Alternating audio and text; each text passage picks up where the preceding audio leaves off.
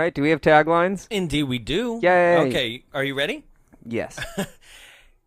Have a happy holiday with me and olive oil. I'm not going to be able to do the impression properly, apparently. I didn't want to talk about it. You're going to force me to. No, it's fine. I'll just make fun of myself on this one. All right, ready? Blow me down. It's coming for Christmas. I swear that's how it's written. What? I did that same thing this past Christmas. Blow me down. And I was doing something. Okay. And the sailor man with the spinach can. But not really. No. Not until the end. Yeah. Right? It takes a while. Yeah. So, ladies and gentlemen. That's a spoiler. Yeah. It is a spoiler. Oh, there's going to be plenty of spoilers. I feel like to get through this No, film. but right on the tagline. Oh, yeah. For the film, man. Let's give the whole thing away. He has what? Damn it. With the budget of $20 million and a worldwide gross of $60 million. Oh. With one giant octopus, one clairvoyant baby, one drilled man into a pier, one man kicked literally across the bay, 4 engorged forearms, one wind-up wrist, one man used as a punching bag, and 11 songs to qualify as our first musical on the show. Oh. With a 5.2 on IMDb, a 64 Metascore, and a 59% Rotten, it's 1980s Popeye. Let's drop some bombs. Can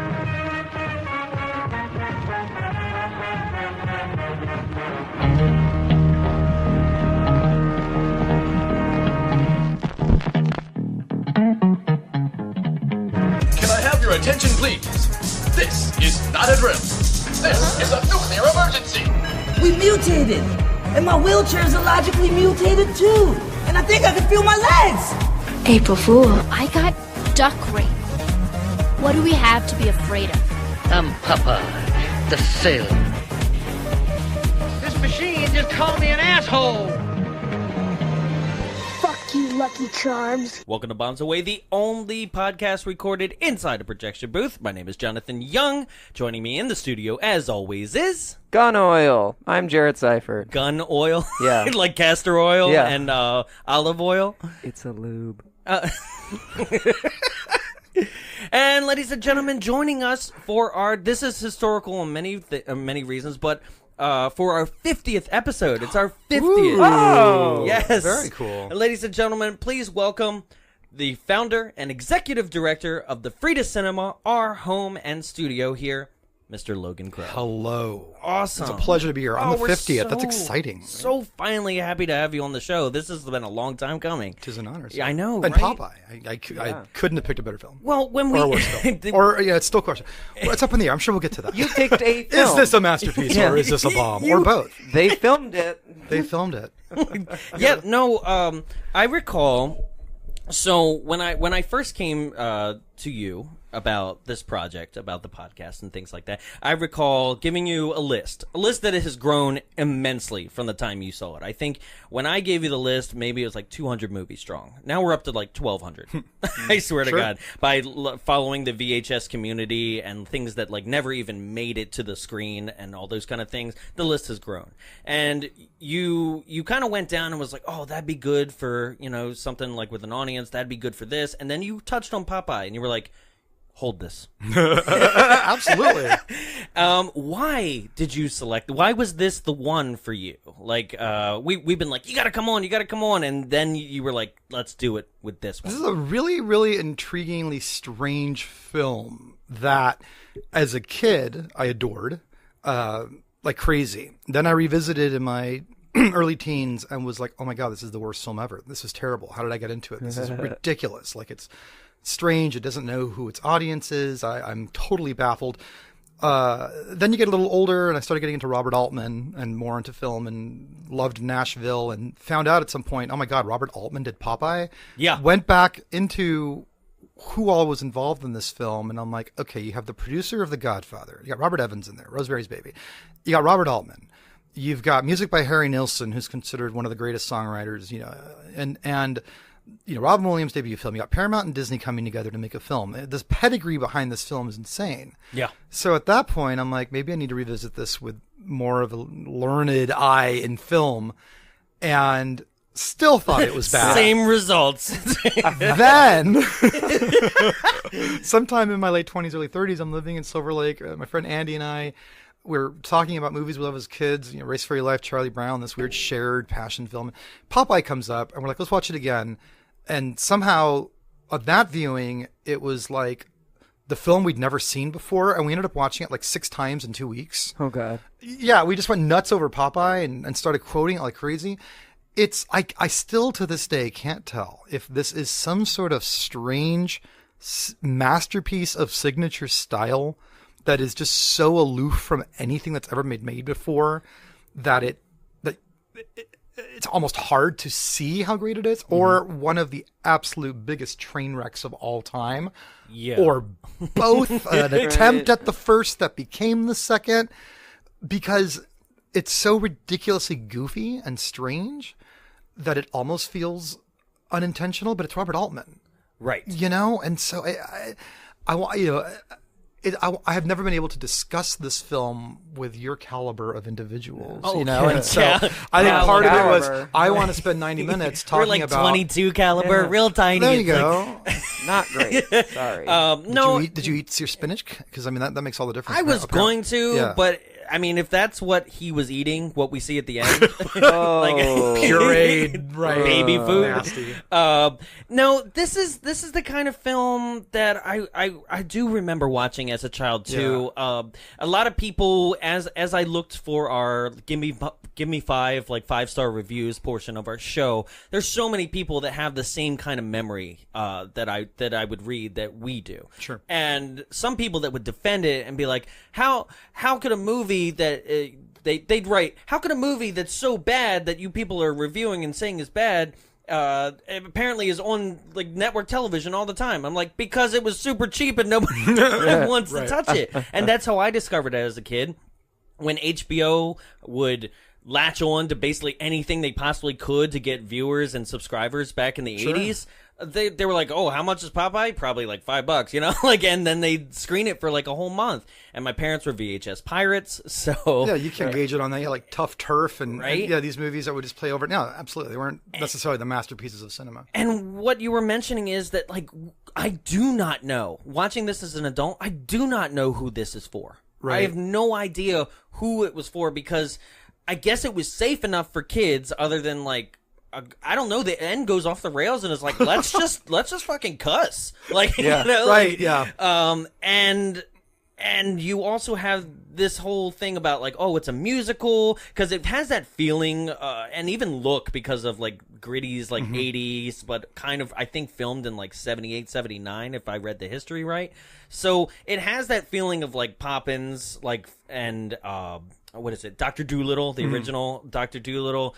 But you're right. You have this amazing person who, lyricist and everything. Oh, Harry Nilsson. Yeah, Harry Nilsson, and everything just seems to go wrong, right, with this. So, well, even the music. I mean, because the music is questionable. I mean, there's a Forgettable, lot of honestly. repetition. A lot of repetition. That's- Large. he needs me. large, He needs me. Sailing, Food. sailing. Yeah. I am what I am, what I am, what I am. And yet, I will talk to people whose taste in music and awareness of music I respect, who will say they're some of the best songs ever written for a musical It's ever. weird. It's so weird. Right. And the thing is, you're having a conversation with someone on that sort of front, and there are those moments where you're like, I don't even know where you're coming from. Like, you're just wrong. Yeah. I never feel that way about this film. I'm like, you might be right. I hear where you're coming from. I don't know. I do not know if that's a masterpiece of a song or if this was somebody phoning it in, or if the style of all that repetition was part of what they were going for this particular world.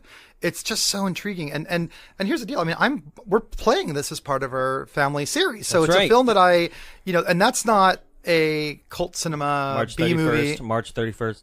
Thank you, sir. Yes, March 31st, Saturday and Sunday, 11:30 a.m. Shameless plugs. All tickets $7. But the point is, That is not a series that is a cult cinema B-movie, so bad it's good series. That is a family-friendly film. You know, we have Coraline, Fantastic Mr. Fox, E.T., Popeye. So I included it. You know, I think E.T. What? Yeah, I mean, I think it's a film that I would love to see new generations of kids see. I'd love to see the film be embraced and continue to have a legacy at the same time that it's just such an intriguing experiment of a film. You know, and I don't know. That's the best way to put it. Experiment. Yeah. And here we are with the music, and we're we're mocking it. But right now, between the three of us, I think we just threw out moments from about 7 or 8 of the songs. Yeah. All at once. They're just all in our head. You know, so it's like Just keeps going. Because it was pretty easy to do. Yeah. sure, but maybe that's part of it, though. Well, I don't know. What was it? History-wise, so there's a lot of trivia that I'll be able to throw out on this episode, like, because I dug really deep on this one because I was so curious, as we're saying. So another Lots one, of cocaine. lots of cocaine. Lots of Somebody was alcohol. arrested while buying cocaine on this film, and.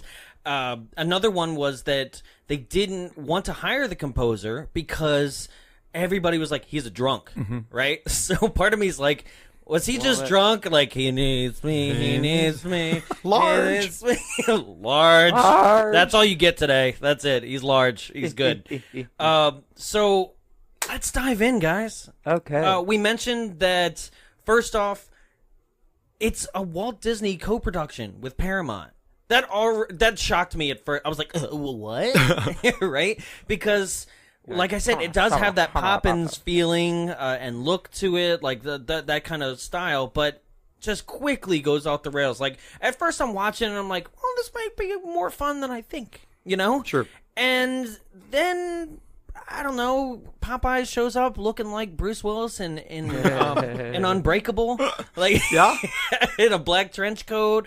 And I'm like, already it doesn't look like And it's really dark. super That opening dark. shot before the sun comes up on Sweet Haven, it's just like a minute and a half of really dark footage. So let's also establish Sweet Haven while we're at it. Let's do. Okay, because Waterworld. The anti-Wakanda. It is the. Yeah, I was like, this is the opposite of Is that Wakanda. right? Yeah. This is It's literally just the opposite of Wakanda. This is like some sort of- paper and stick houses. it actually looks like Amityville at Universal Orlando. Like, it looks just Yeah. like Amityville's, like, kind of like fake set construction. Oh, yeah. And has anybody? I found a picture. I'll put it up on the website as well. But I think you the set is supposed to still exist, right? It does. It does. Yeah. Look at this. on the Isle of Malta. Look at this thing. Wow. Look at that. People It is- live there. There's I a think. post office sign is still. No, it's more of a tourist attraction apparently. Oh. Like, and it's kind of obvious. You can see like I wouldn't the railings live have been there, redone yeah. for safety and things like Wow. that. But There are ladders yeah. just on roofs. Yeah, and you can see the roofs are purposely like curved and built in They a definitely way for repainted it. cartoon. Oh yeah, They keep it and up. there's the Olive's house right there. That's where Oh, they put it Popeye back together slept. after Bluto destroyed Yeah. it. That's right. Yeah. Right? I think you have to. But, like, look at that as a whole. Like, that spans in the bay. And this was all done It's a whole lot of by, like, something. 165 construction workers for 7 months. Yep, including a breakwater. Jesus. Right? So, it says an international construction crew of 165, worked 7 months to construct the set. Tree trunk logs were driven across the European continent from the Netherlands, and wood shingles were imported all the way from Canada. 8 tons of nails and 2,000 gallons of paint were used to complete the set. When they finished, the fictional village of Sweet Haven consisted of 19 buildings, including a hotel, a schoolhouse, a store, a post office, a church, and a tavern. That's insane. We never even for go a to the set. We don't go to those places. Exactly, right? Yeah. Like, all they had to be is outside facades. This is the worst Disney theme park, I think. Welcome to terrible, Sweet Haven, yeah. right? No, it's so elaborate, and that's where most of the budget went. 20 million. They literally built a breakwater. Yeah. They built a breakwater to keep waves from coming in. I mean, it's just ridiculous. The question is why? Why? Right? You wonder if it was like if this was like the movie equivalent of a drug front. You know what I mean? Like Just build it. It'll be easier They for needed child to trafficking. put millions of dollars into something for some Yeah. sort of weird laundering thing. Like, Oh, absolutely. Or It's put just- millions of dollars into it just for a tax break from the city. because I've never seen this photo before. This is one of those moments where you almost wish there was a video component. Jonathan has pulled up a recent photo of Sweet Haven. We'll post it on I mean, it's a city, Instagram. and it's just huge and expansive. Yeah. I don't think you get a shot of quite like this. Oh, in the Instagram middle. won't do this justice, but we'll put it up Yeah. on Facebook as That's well because you can amazing. See, zoom up. I feel like I've seen it before too. Like I know I've watched it in the movie, Waterworld. but Yeah. I feel like but I feel like I don't know. I feel like I've seen it just casually and been like, "What a cute town." It's sort of like if Long And then Beach, just move along. Beach's shoreline village decided to become an yeah. actual city. You know, Well, you kind of have. It also looks and feels like original Pete's Dragon. yeah, Right? Yeah, no, for sure. Like, it's the same kind of stuff. And I feel like that's where they were pulling and referencing and stuff like that. And that makes sense. It's Walt Disney. But Pete's Dragon, that was a real town Right. in Oregon, I believe. This is built for this and Yeah. doesn't exist in any other reason than this still to this day. They could have just turned it into a city. Jeez. It's just amazing. Like just rent the houses out. What's funny is that as I listed off all those like post office, church, things like that, there's like 3 actual homes for people to live in I know. this town. So I don't know where all the population On is top living. of those buildings. Right? In hammocks. Yeah. On scaffolding. Right. You know, like cartoon characters Oh my would. God. So Popeye rolls into town. Popeye rolls I was into like, town. Here This we is are. the town of Sweet Haven. And although I wish they had like the boat sunken in the bay as part of the attraction, that would have that'd be been fun. cool. yeah. He rolls into town, and immediately the taxman shows up. Oh dear. The taxman, who might be the actual villain of the film, because Yeah. nobody seems to like But it's- Popeye until he takes care of the taxman later. Well, right? it's also like the tax man. You can easily tell is like gonna be an issue, but then the resolve of the tax man is not a payoff, No- which is a little bit ironic in that wordplay there. yeah. I think. Well played. Yeah. Now, are But- we to? And again, spoiler. And there is the slide right there in the photo. It's still there. Was it? It's sticking Oh, out. it is. Yeah. Right Are there. we to? Jeez. Did Popeye kill? Don't go the down there taxman? now. No, he swam away. Do we see him swim away? I think he He- lands in the water and No, He's like, he pops "Oh, back up and man." kind of treads Oh, water. okay. And everybody's cheering and Yeah, things yeah, like that. okay. But But somehow that makes the tax man not come back. Like, Yeah. Right. water rids me of all my taxing. oh no!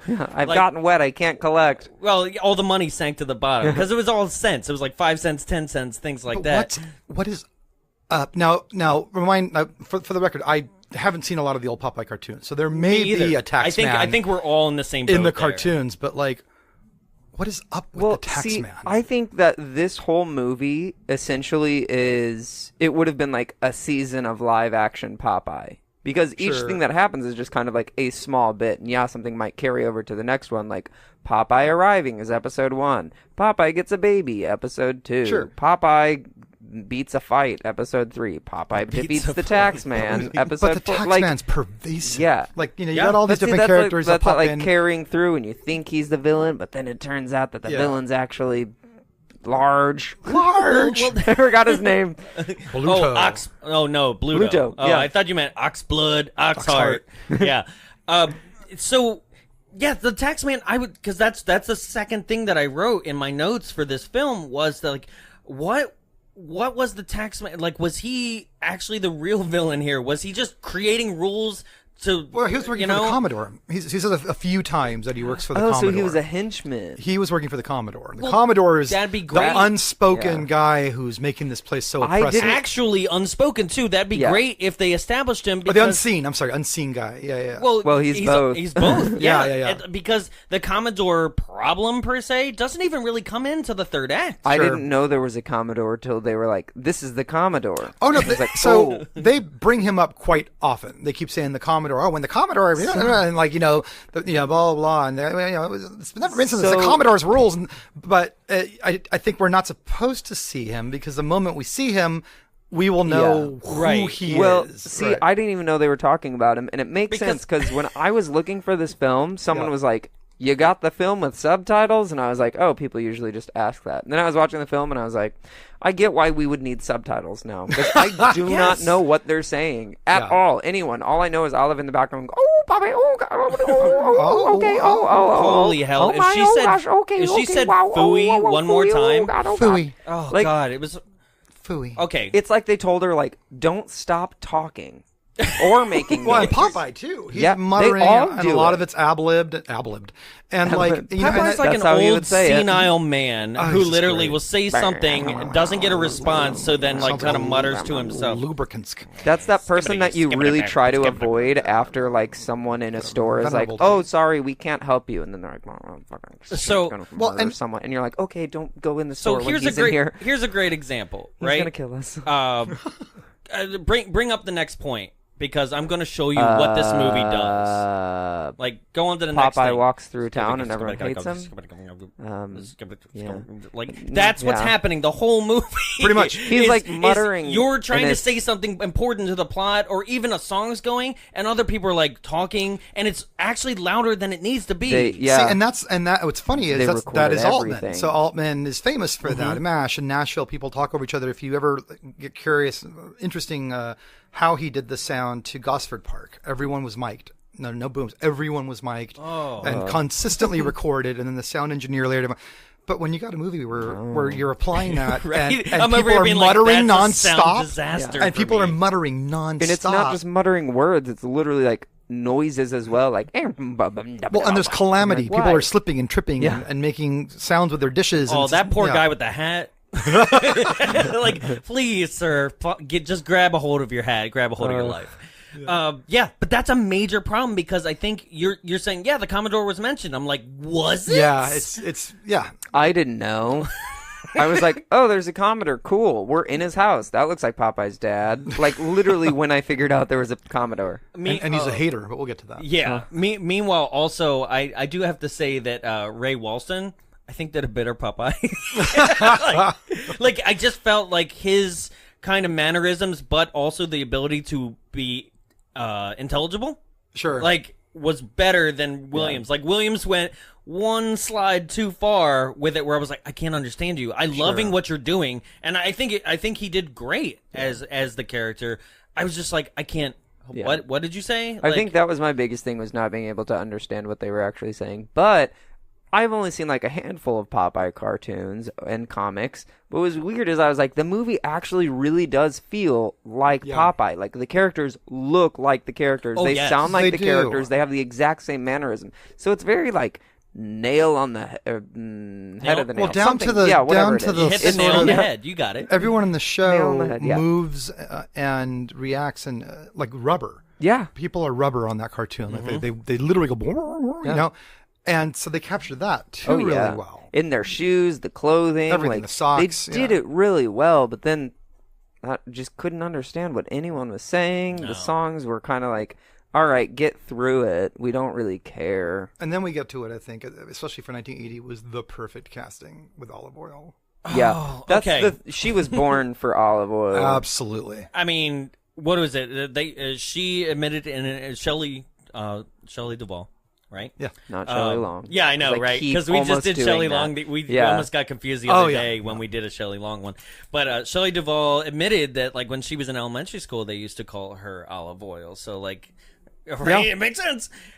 She's like, I did my own hair. Why? Because she always is aloof, no Right, matter well, what. Shelley Duvall is always. Perfect casting, right? Perfect. So I have a love-hate for her, right? Saying, I think everyone does. right? I don't. No? It's mostly I love love. her. I love see, her. I love her so She's much. great, but it's like, ooh.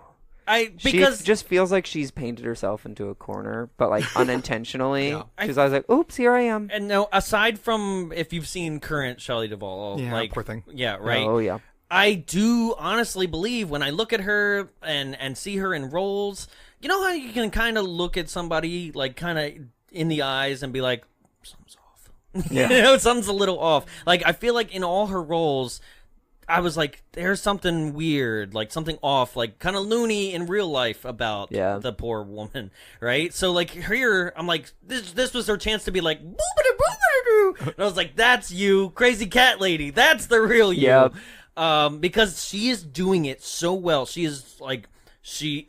I think she's like the most rubber person, other than the circus actors that were hired to do like the when her legs are everything literally is- twisting in circles. I was like, Whoa, There's some right? footwork in this film that's pretty impressive. And so, and what's interesting too is that like when we say that the characters, like everybody was spot on, like on their roles, Literally. they were. It was scary. But that works when it's a Popeye cartoon. Yeah. It's 3 to 5 minutes and we're out, right?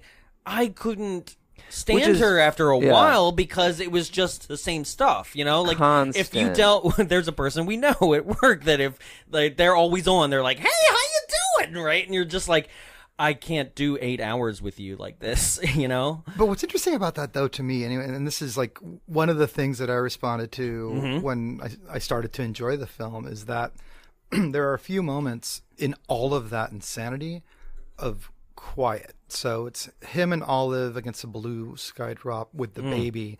And I think because it stands apart mood-wise and it's silent, those moments really stuck with me. Like all of a sudden, I had an earnestly sweet feeling about them. Sweet pea feeling. A sweet pea feeling, because all of a sudden things just calmed down and we could see that it's almost like they're all on edge until they don't need to be. Or And cocaine. Yeah, or cocaine. Right? And somehow Popeye and Olive Oil calm each other down, or the baby just, I don't know. There's a lot going on, man. But I do love those quieter, calmer moments between the two of them, or where Popeye writes his letter. But we'll get to that. But It's a stark contrast. It No, is. it really is. But she's perfect. She's hilarious. Yes. Yeah. So Popeye's never been to this town, but he's like, "Hey, there's me pipe," and I'm like, "What?" Like, it just Yeah. wash up on the shore? Like, what happened I there? think it was one of Pappy's pipes. The Well, then Commodore. we also find see, out that like- he's like, I didn't know this as well. Like, we get a good 30 minutes into the film, and he's like, I'm here because I'm looking for me dad. Why? He's Why not is a he pirate, yeah, Irish, he's whatever. Barnacle Bill. Yeah. Me dad's in this town. Yeah, I mean, bad. but that's That's pretty impressive. Better Yeah. than I gotta, like, what I close got. half my mouth. Me dad's in this town. Oh, I can't do it. No. Venerable disease. You got to talk Wow. out the side of your mouth, Wow. and then we'll ADR you later. Yeah.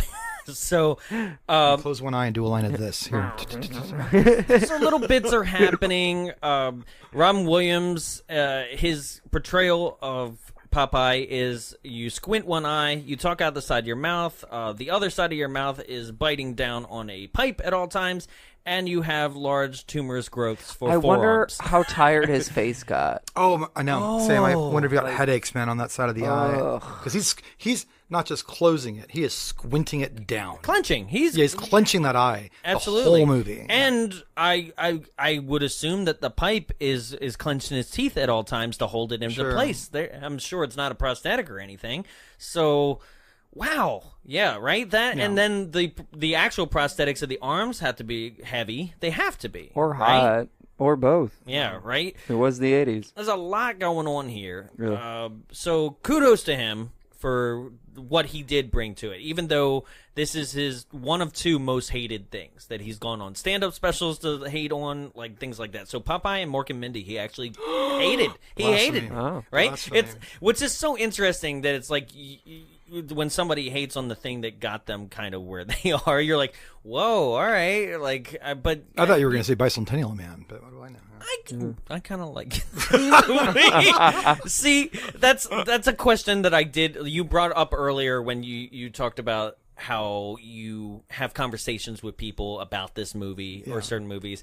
Is it does it ever shock you when you get along with somebody and you'll be like, oh, we love the same movies, we do that, and then they hit you with like just a left hook out of nowhere of something where you're just like, what? Like, we can't be friends anymore kind of thing, where you're just like, you like that? You know, like, is that ever a common thing where we seem to usually find the same things and we get excited about it, but one day there's going to be something that he's going to be like, I straight up hate The Sandlot. I can't stand that stupid there movie. it is. I cannot. I've stood by that forever. Like, I'll watch it, but I sit there and I'm like, this is stupid. Like, Yeah. I don't know why. I just cannot sit through that movie. I guess a better example. Why do you hate America? I don't know. What's Right? wrong with them? I'm just kidding. Well, look at the government. I have not seen The Sandlot. Okay, I am on see, record now. I'm I know. a little. It's one of my see, like. better That's than probably that. the one you should have put into place for the kids. And we played series. it. No, we played it. We played it as part of the kid series. I mean, we did when we first started the kid series. There's like a list of 50 Yeah. films that Like, I've actually thought about uh, starting a program like films that Logan still hasn't seen because That's- that people Why not? that people are shocked to find out I haven't seen. Well, you know? and that's the I have a lot interesting of thing. those. I would totally support that, but why? Because well, the one that humanizes you, Sure. as you know, the establishment of the Frida. They're like, this is the guy who made this, the place that we all enjoy and love. Who still hasn't And he seen hasn't seen this? Who still hasn't seen The Conversation by Francis Ford Coppola? Right? Exactly. Yeah, I yeah. mean, I haven't seen that. I'm sorry. No, that's okay. Well, good. Then hey, I'm in good company. Right? I haven't seen a Back to the Future, so What? That's the one. That is Oh, the one. man. Yeah, he gets me every What time. else haven't I seen that really makes you mad? There's something in there. Why do you hate incestuous undertones and America? Oh, see, I don't. It's always America. You ever seen My Cousin? Sweet, sweet haven. Is there any is there any film and excuse us listeners, we're going on mini interviews here, and I think it's due to the fact that like there's not a lot to cover There in this isn't. When film. there's not a lot to Like, cover in a film, we love we just go into tangents. great It's tangents. so much Here's fun. what's interesting. I think of films that I adore that I assume people are going to be like, what the, and what always happens is people are like, oh no, but I love that film. Like, for example, the other day I was saying like how much I absolutely love Romancing the Stone. I love Romancing the Stone. And I said that with a little bit of like, you're not going to believe this. It's kind of embarrassing. And everyone in the room was like, what are you talking about? I was like, that movie rocks. I love that movie. You know what I mean? So it's like, I don't know. Like I don't know which one I remember more. That one or the sequel? Jewel of the Nile. Jewel of the Nile, yeah. Yeah. I think for me, Aren't they remaking that? sometimes it's about how much I love a film. So, for example, I love Race for Your Life, Charlie Brown. I Yeah. have that movie memorized backwards and forwards. I could watch it right now. And Mine still was Bon Voyage. Okay, Yeah. there you go. What? Bon Voyage, Charlie Brown, and don't come back. Yeah, I said it weird. Sorry. Bon voyage. I was But, like, okay, That's he normal does not for me. speak French. But you know, it's I I don't know. It's I can't think of a movie that I adore to that level that most people don't. Okay. You don't- Wait. Just the other day there was one where I'm like, I could watch this over and over, and I don't get why people don't like it. It'll come to me. Toys I adore with Robin Williams in it. Okay, yeah, that's on yeah. the list. Which and Toys is very similar to Popeye in the sense that Surrealism is the very lead. surreal, very unlike anything you've ever seen. They asked Robin Williams at the premiere, describe your film, Why? and he said, Willy Wonka meets Dr. Strangelove. And I'm like, perfect. Okay. That's perfect. Willy Yeah. Wonka and the Chocolate Factory meets Dr. Strangelove. I mean, it's but that's another one where I adore Toys. I could watch it over and over and over, and it gets dark and weird. It's very similar to Popeye in that respect, where it's like, who is this movie for? There's a lot of weird little goofy, colorful things and children's songs literally in the film. Oh yeah. And Happy that- workers. Yeah, that imply something, an audience, and then you've got really racy double entendres and like what this movie does Yeah. with large. I mean, what are we singing about here? And what is the glint in her eye every time she, looks at her friends and just kind of smirks and goes large, like over and over, and Which he would destroy her. well, yeah. and House of Ill Repukes, venerable, you get a venerable disease, olive oil sounds like some kind of lubricants, so all these little lines and the S word. I mean, just all this stuff that and Toys, there's literally, do you have a big cock? There's like all this, and you're like, who are these movies for? And it's interesting Robin Williams being in both because they're both such playful movies. Mm-hmm. They're very playful, but they're very dark and in this one, there's something up, like, I don't know if that community is supposed to be a microcosm of class politics. Like, there's something going on with Popeye with all these different characters and it's almost like they're in a depression in some way. And you got the tax man.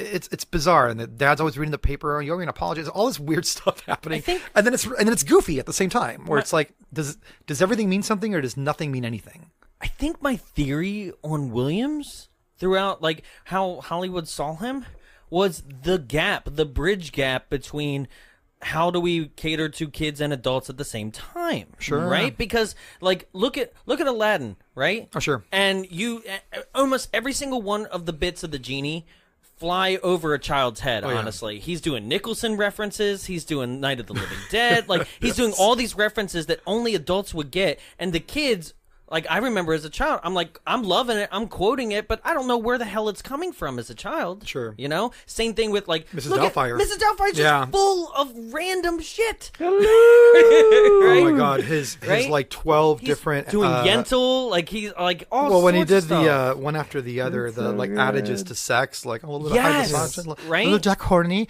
and he's like listing all this stuff. Constantly, right? She chipped her teeth, like all that stuff. She keeps like a power tool in the glove. I mean, all this stuff, like, And it was all yeah. forgivable because, to go back to Aladdin as a reference, because I think it's one of the key ones, Aladdin or like Fern Gully, Rumpelforskin, right? Yeah.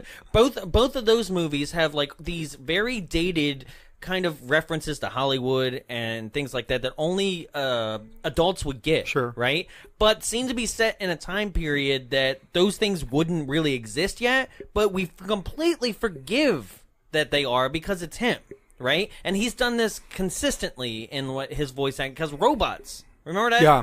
Ah, God, that's painful to get through. But Never seen does that the one, yeah. same thing. Yeah. He just, they just go, okay, Robin, just go ahead and Go. do your thing, and yeah, people love it. It doesn't matter if it makes any sense whatsoever. So it makes sense that his first movie would be the same kind of thing, bridging this gap, even though I'm not quite sure if he's the culprit to bridge this gap in this movie. I think the movie as a whole is like, this is for this was everyone also- and nobody at the same time. This was also his first movie, so I Right. don't think that he had. And I think he acquits himself nicely. I mean, I love Robin Williams in this movie. I wonder if this was his 7th, 8th, and 9th film, if we had seen and gotten a different Popeye. But I also wonder if they would have given him too much freedom, and and it would have felt differently. Because I can see that maybe they gave him a little bit of room to improv here. I mean, he was a comedian, so you hire a comedian generally because of their You're humor. saying if they give him more? Because, for to example, play? there's other Yeah. movies where you just know that he just went with it, Yeah. and there's They're a lot like, of we have stinkers. 8 hours of Robin improv. What do we do with this? Yeah, and there's We don't have DVD yet, so we're just gonna go. but Yeah. like Good Will Hunting, where it was pretty scripted, but he got a little bit. I mean, the last line of the film, which is one of the best lines of the film, totally improv. Right. Son of a bitch stole my line. That was his. You know what I mean? So but there's let's give him a little bit of room and let's let Sure. him go, which sometimes doesn't work so well. I mean, it doesn't work for us all the time. Right. So But, Here we are. Okay, But so he let's- meets Olive Oil. Yes, Yes. let's steer back a little bit here. So he's going through the town. There's a couple bits. There's a piano that drops, and He's really strong. So this is my Strong. confusion. Yeah, strong. This is my confusion is that, like, in the Popeye I know, and apparently what I read is that the original comic strip Popeye, spinach wasn't really a thing. Spinach was adapted and added more for the World War II era and to kind of establish, like, you should get canned goods and stuff like that because of the war effort, right? So it seems that everything that I researched is that they were going for more the comic strip, but then along the lines was like, you got to insert spinach, man. Like, it just has to happen. So it seemed like there was a creative difference, and they were bucking it the whole time.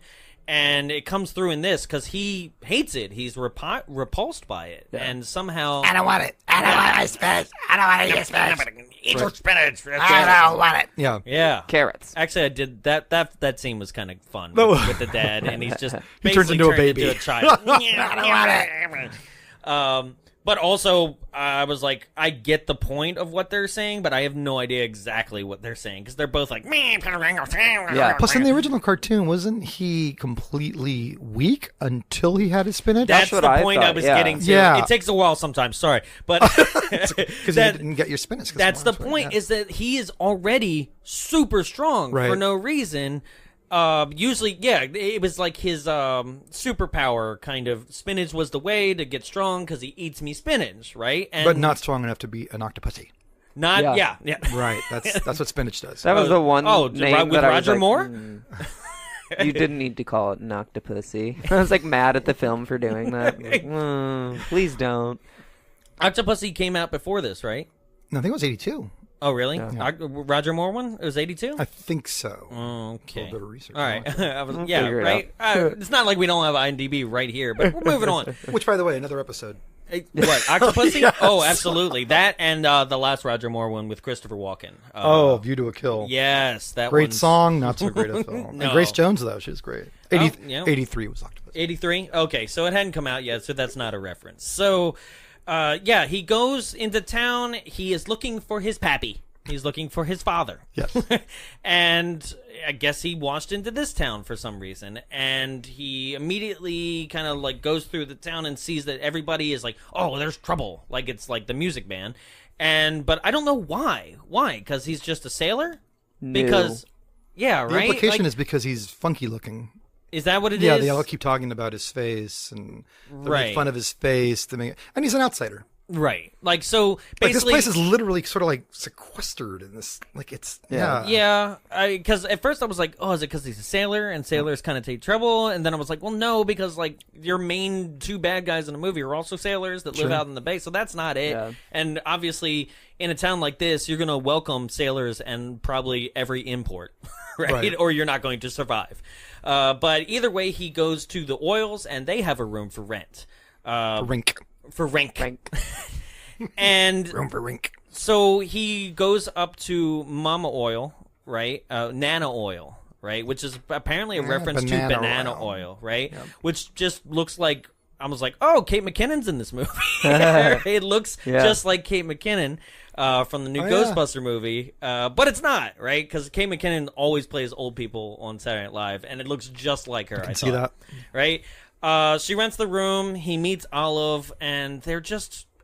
that's the thing is, I feel like characters are just doing their own thing and kind of bouncing into each other and just talking over each other. And I'm like, what is happening? Just move on to the next scene constantly. So they kind of get off to an awkward start.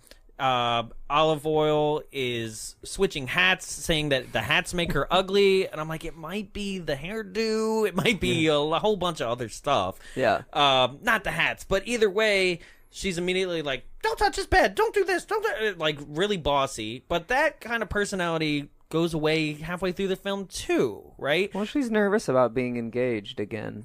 Yeah, I guess so. But once again, as somebody who hadn't seen this the last time I did was a child, now watching it and really trying to understand what's going on. Yeah, because she never vocalizes it, but she's sitting there talking about how much she loves Bluto and he's large as she's packing to sneak out of the house. Yeah. Right. Never once says, I don't want to get married. I'm nervous. I have a free spirit. I'm tired of this town. Never communicates the why. We just know she is literally trying to skip out on this engagement party. Right. You only know that she's nervous or upset about something because you go, woo! Popeye! Yeah. Right? So, as this happens, Popeye goes into town now, and he's at this tavern, which they do the song "Food is something." Food.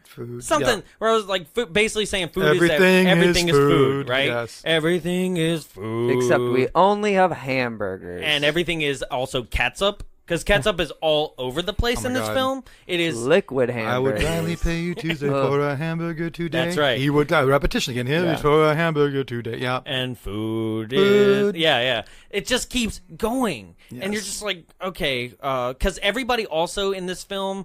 They don't do like cast ensembles, which is like well choreographed. People are kind of like mindless zombies singing the film. They're like, because even the Sweet Haven song is like, God is good. There's just like, there's no choreography to the song. Yeah. No. So much as some swaying and mild dizzy twirling. which is exactly the same as the workers after the people take over in Toys. They're just zombieing like, going to work. Happy workers. Yeah, right. But they're not happy anymore, right? In that, and so like there's no choreography. There's no, and that's what I think would have possibly saved this movie is that every single song isn't really fun. There's nothing like It's a bleak world. Exactly. It's a really bleak world. It's depressed. It's brown. Which would have worked if this film was like filmed in black and white. Everything is just stripped of color. Even Popeye's blues and all those reds are muted a Yeah. little bit. Well, there's dirt on everything. Yeah, it's just, Just you know, a dirty and the place. songs are just very like, it's almost, you know, look like the first song, you know, Yeah. look down. The first song from Les Mis, everything is, you know, just puritanical and depressed. You know, you get the shot, you know, where they move the newspaper away from the dad, and the dad is crying, and it's just sad. You know, Mr. Oil is just destroyed. It's just like, yeah, no, everything. You know, yeah, Yeah. So not a fun place. during this time, Popeye meets Wimpy. Yes, Right? And he goes on to tell Wimpy about he's here to look for his father. His father abandoned him when he was 2 years old. His mother died, so he's a little orphan who's been out in search of his pappy. Meanwhile, this is all happening over top of a whole group of other people that are like making fun of Popeye, and Like 10 minutes. at the same level, at the same level of volume too. So I'm like, what about your pappy? What's going on? Like, this is not the time to do like a long shot. Like, this is but somehow these guys from across the room heard him enough Right. to say, "Oh, you're looking for your pappy." And I'm like, I can't "How even do hear you him. know?" Yeah, I can't hear him, right? Yeah. But so they make fun of him. They make fun of his one eye because they keep calling him one eye, and I'm like, is his eye missing? I think he's Well, that's kind of the way the movie painted it. Because is, I like, just thought he has was like one eye. stroke, like just Well, because the dad has the same thing. I thought maybe it was Yeah. some sort of weird genetic genetic deformity, right? eye squint. Yeah, Yes. like something like that. But they keep actually calling him that, and then because this is like the gang of the town, I guess the entire tavern like goes into lockdown, Right. right? They're And used there's to like it. a human bird cage for the waitress. Yeah. Yes. Why? Like, I don't know. And her cash is still like sitting directly at the edge of the cage too. So even if it was to prevent theft, someone would just walk by and grab it and leave, and then she has Right. the trouble of getting out of her cage. But there doesn't seem to be enough people Yeah. to warrant that the tavern is like time to go on lockdown. Like, this happens all the time. Like, there seems like there's a finite. How many people do you think is in this population? 30 tops, 30-ish, yeah. right? Okay, we were all It's like right 30, on, yeah. right? So I'm like, that's the gang. They run the town. That everybody would be, you know. The implication was alphas to almost the that, like, betas. we know what happens when Popeye gets mad. I guess, but But how nobody would they know? knows him. Exactly. They were all, because it keeps cutting between Popeye getting angrier and angrier and people slamming their books. And that's what happens in the movie that you're watching when everyone knows what happens when this person gets offended. But no one knows Popeye. Right, and Yeah. that's why. But I thought the implication was this is what happens when the gang gets riled up. That's Right. what I It could thought. only be. Right? You know, but it made no sense. But You're would right, make yeah. more sense Yeah. if Bluto came in as part of that gang too, because they're like, Right. oh, Like the head of the shit, gang. you know, Yeah. Or if they were Like, riffing on Bluto. yes, Because then it's like, okay, we're out of here. Time right? to go. Yeah. Because everybody seems deathly afraid of Bluto Right. for obvious reasons. He's the Juggernaut. Yeah, but he doesn't he just really- crashes through walls. He just doesn't do anything the entire movie as well, though. He's mean. Yeah, He's you- mean. He's I'm- mean. I'm You know what I mean? Yeah. You know what I mean? He's mean, he's mean. But, like, you it- know what I say. He like doesn't come across till he even gets to that song. also 'cause every other large. every song of him is like, or like hit instance of him, it's like opens door, looks angry, and then closes it. You're like, all right, I guess we hate that guy. Jonathan, he's so mean. He had a dream. He beat himself up. That's a And lyric. became lean. That is a lyric from the song. I'm so mean. I had a dream. It's like, what the hell is going on? No, that's what I said. The lyricist was drunk. Yeah. Like, it has to be. He's like, what is this guy? Harry What's his Nilsson. character like? Oh, Yeah, yes. he goes, what's his character like? Well, he's large. All right, he's large. Large. He's large. Do you need any more? Do you need any more? He's He's large. Yeah, one more line. Okay, large. I'm going to bed. You know, like, it's that kind of. I have no other explanation. So Popeye gets into a fight, and probably the best choreographed fight, Sure. right? But also, this is where he treats somebody like a punching bag, but the guy just kind of looks like he's having a seizure, right? Yeah. Because, like, this is a problem with this movie. Also, is that it's a fight that has like over the top feats of strength, but it's not comical enough to be entertaining or. You know, it's still grounded in reality to a point that makes it look weird instead of fun and funny, right? So like when somebody's doing the punching bag stuff, it should be over the top, and it never goes to that level. It just makes the guy look dumb. Although I do like the little move about like letting him drop a little bit and then using the same punching bag to raise him back up to his feet. That was kind of fun. I think because they do it from both shots. They do it from the guy's point of view, and they do it from Popeye's point of view, right? They should have just probably stuck with like seeing Popeye and not showing the fist, never make contact, because that kind of breaks that reality too. You're like, no. And nobody's getting like thrown out windows, and like from the Popeye, I remember like people were like bending, and like as soon as like even when he'd eat the spinach, like it would go down to the bottom of his shoes and like back up. Well, and like and nobody, there's no, which I like too. I mean, it works for this film, especially if you're going to go violent. But it's at Home Alone sign of violence where the stakes aren't really real. Nobody bleeds in this film. You know, people get their heads thrown through, a floor. I think the only One guy that gets gets his bruised, neck pushed down and pulled right back out. Right. And they're just like rubber people. Which is fine. No one screams or cries. Well, except for Daddy Oil. Like Home Alone. Home Alone. Yeah. Well, they hurt. has sound effects. Fair enough. Yeah, they actually were in pain. This doesn't have any like cartoon like bing bong bong. Nothing like that. So it also, you're like, am I supposed to take this a little more seriously? Like, I mean, it's only backing up what we've already said a million times over. We don't know who this is for. We do not have any idea what is even the style or tone that we should be feeling.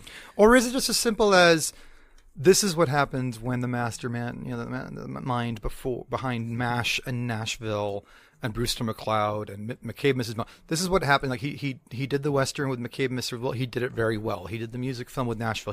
This is what happens when Robert Altman makes a children's film.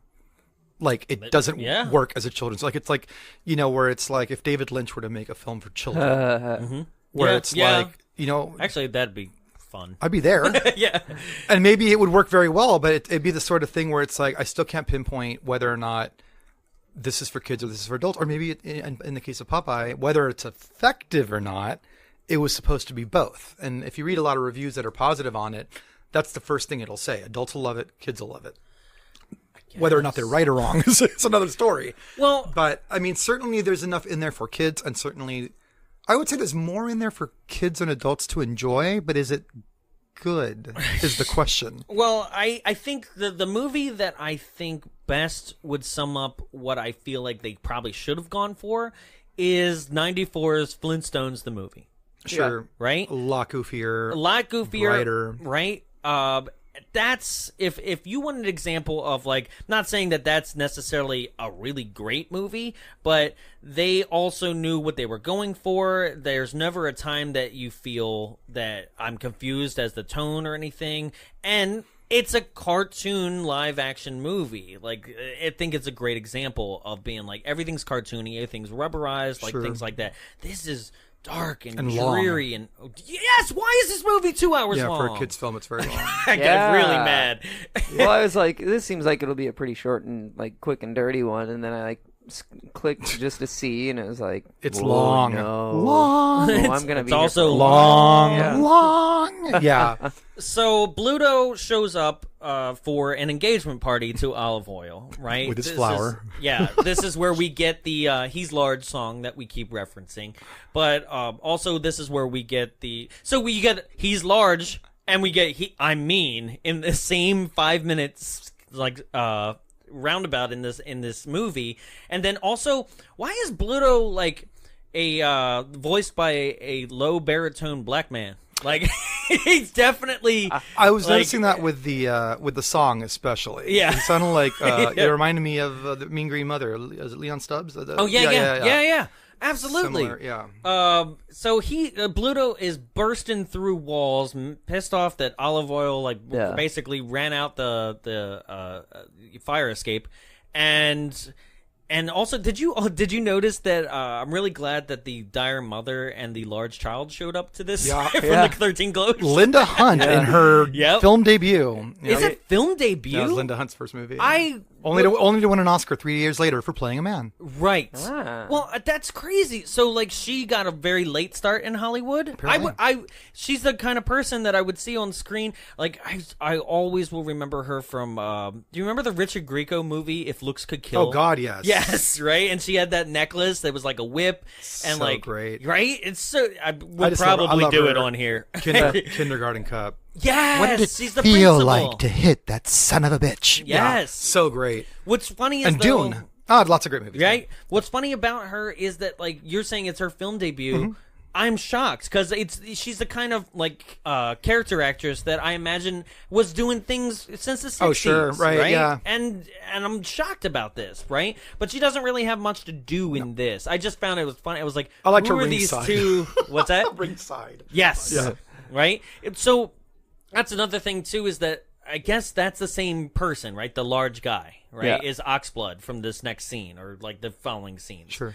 But I didn't think it was. I didn't connotate because the way he's dressed is like a little sailor boy or something. Yeah. Right. In this scene, and then he's like a huge bodybuilder boxer, which he's dressed like a wrestler, not a boxer. And then we see him later in the background in the village, just back to normal. It's almost like Like it never there's a happened. cast of characters that lives on this, and every once in a while they go into their roles, and then they come right back to who they are. It's just bizarre. It didn't it seem like Oxblood just came into town? Yeah, look, right? he rode in. Yeah, but he was already there. Yeah. Yeah. So he's got the ship somewhere on reserve to just kind of go around the bay and Right. and pretend to arrive. Yes, right. A floating boxing ring. So after this, we have Popeye who ran into Olive Oil and is like, "Oh, you're running away. Let me help you carry your bags." They get distracted for a moment. Some random troll of a person comes down a spiral staircase, drops off a baby in a basket, and now Popeye is the new Mutta. Yeah. Of a little baby, which they wind up calling Sweet Pea, Cutest film baby of all time. which is the producer's grandson. Yeah. Almonds, the directors. Yes. Yeah. Mhm. So now they have Sweet Pea. Sweet Pea's been introduced into the film, and Popeye kind of adopts him, without the legalities of it all. Because So it was like, hey, Mr. Ugly Sailor, take my baby till he's 24. was written I'll come, very I'll specifically. come reclaim yeah. him. reclaim. I don't think. I don't think she'll Yeah. make I it. don't think that's how it works. No. But so then after this, Popeye and Olive Oil, which I could not understand why they went back. Maybe because they have a baby now, but they go back, yeah. to Olive Oil's home, and that's where Bluto sees them and turns red and turns everything he sees red, right? Which I was like, oh, some color Right. in this film. And then just beats Popeye to a pulp, right? Which is, I think, the rag doll of Popeye is so disturbing to me. It Oh, it's looks like a creepy. real dead human body. Yeah. Like, Spinning down in this. Yeah. right? Yeah. And this is that kind of confusion too of how strong Popeye is with or without the spinach, because he gets his ass handed to him here, but then one scene later versus Oxblood finally throws a punch, and it like he doesn't phase him at all. Yeah. So you're like, what is what are the rules? Right. There are no rules, rules unless do you're the not tax man. exist. Then there's Yeah. a million rules. Ugh. So, that scene's done.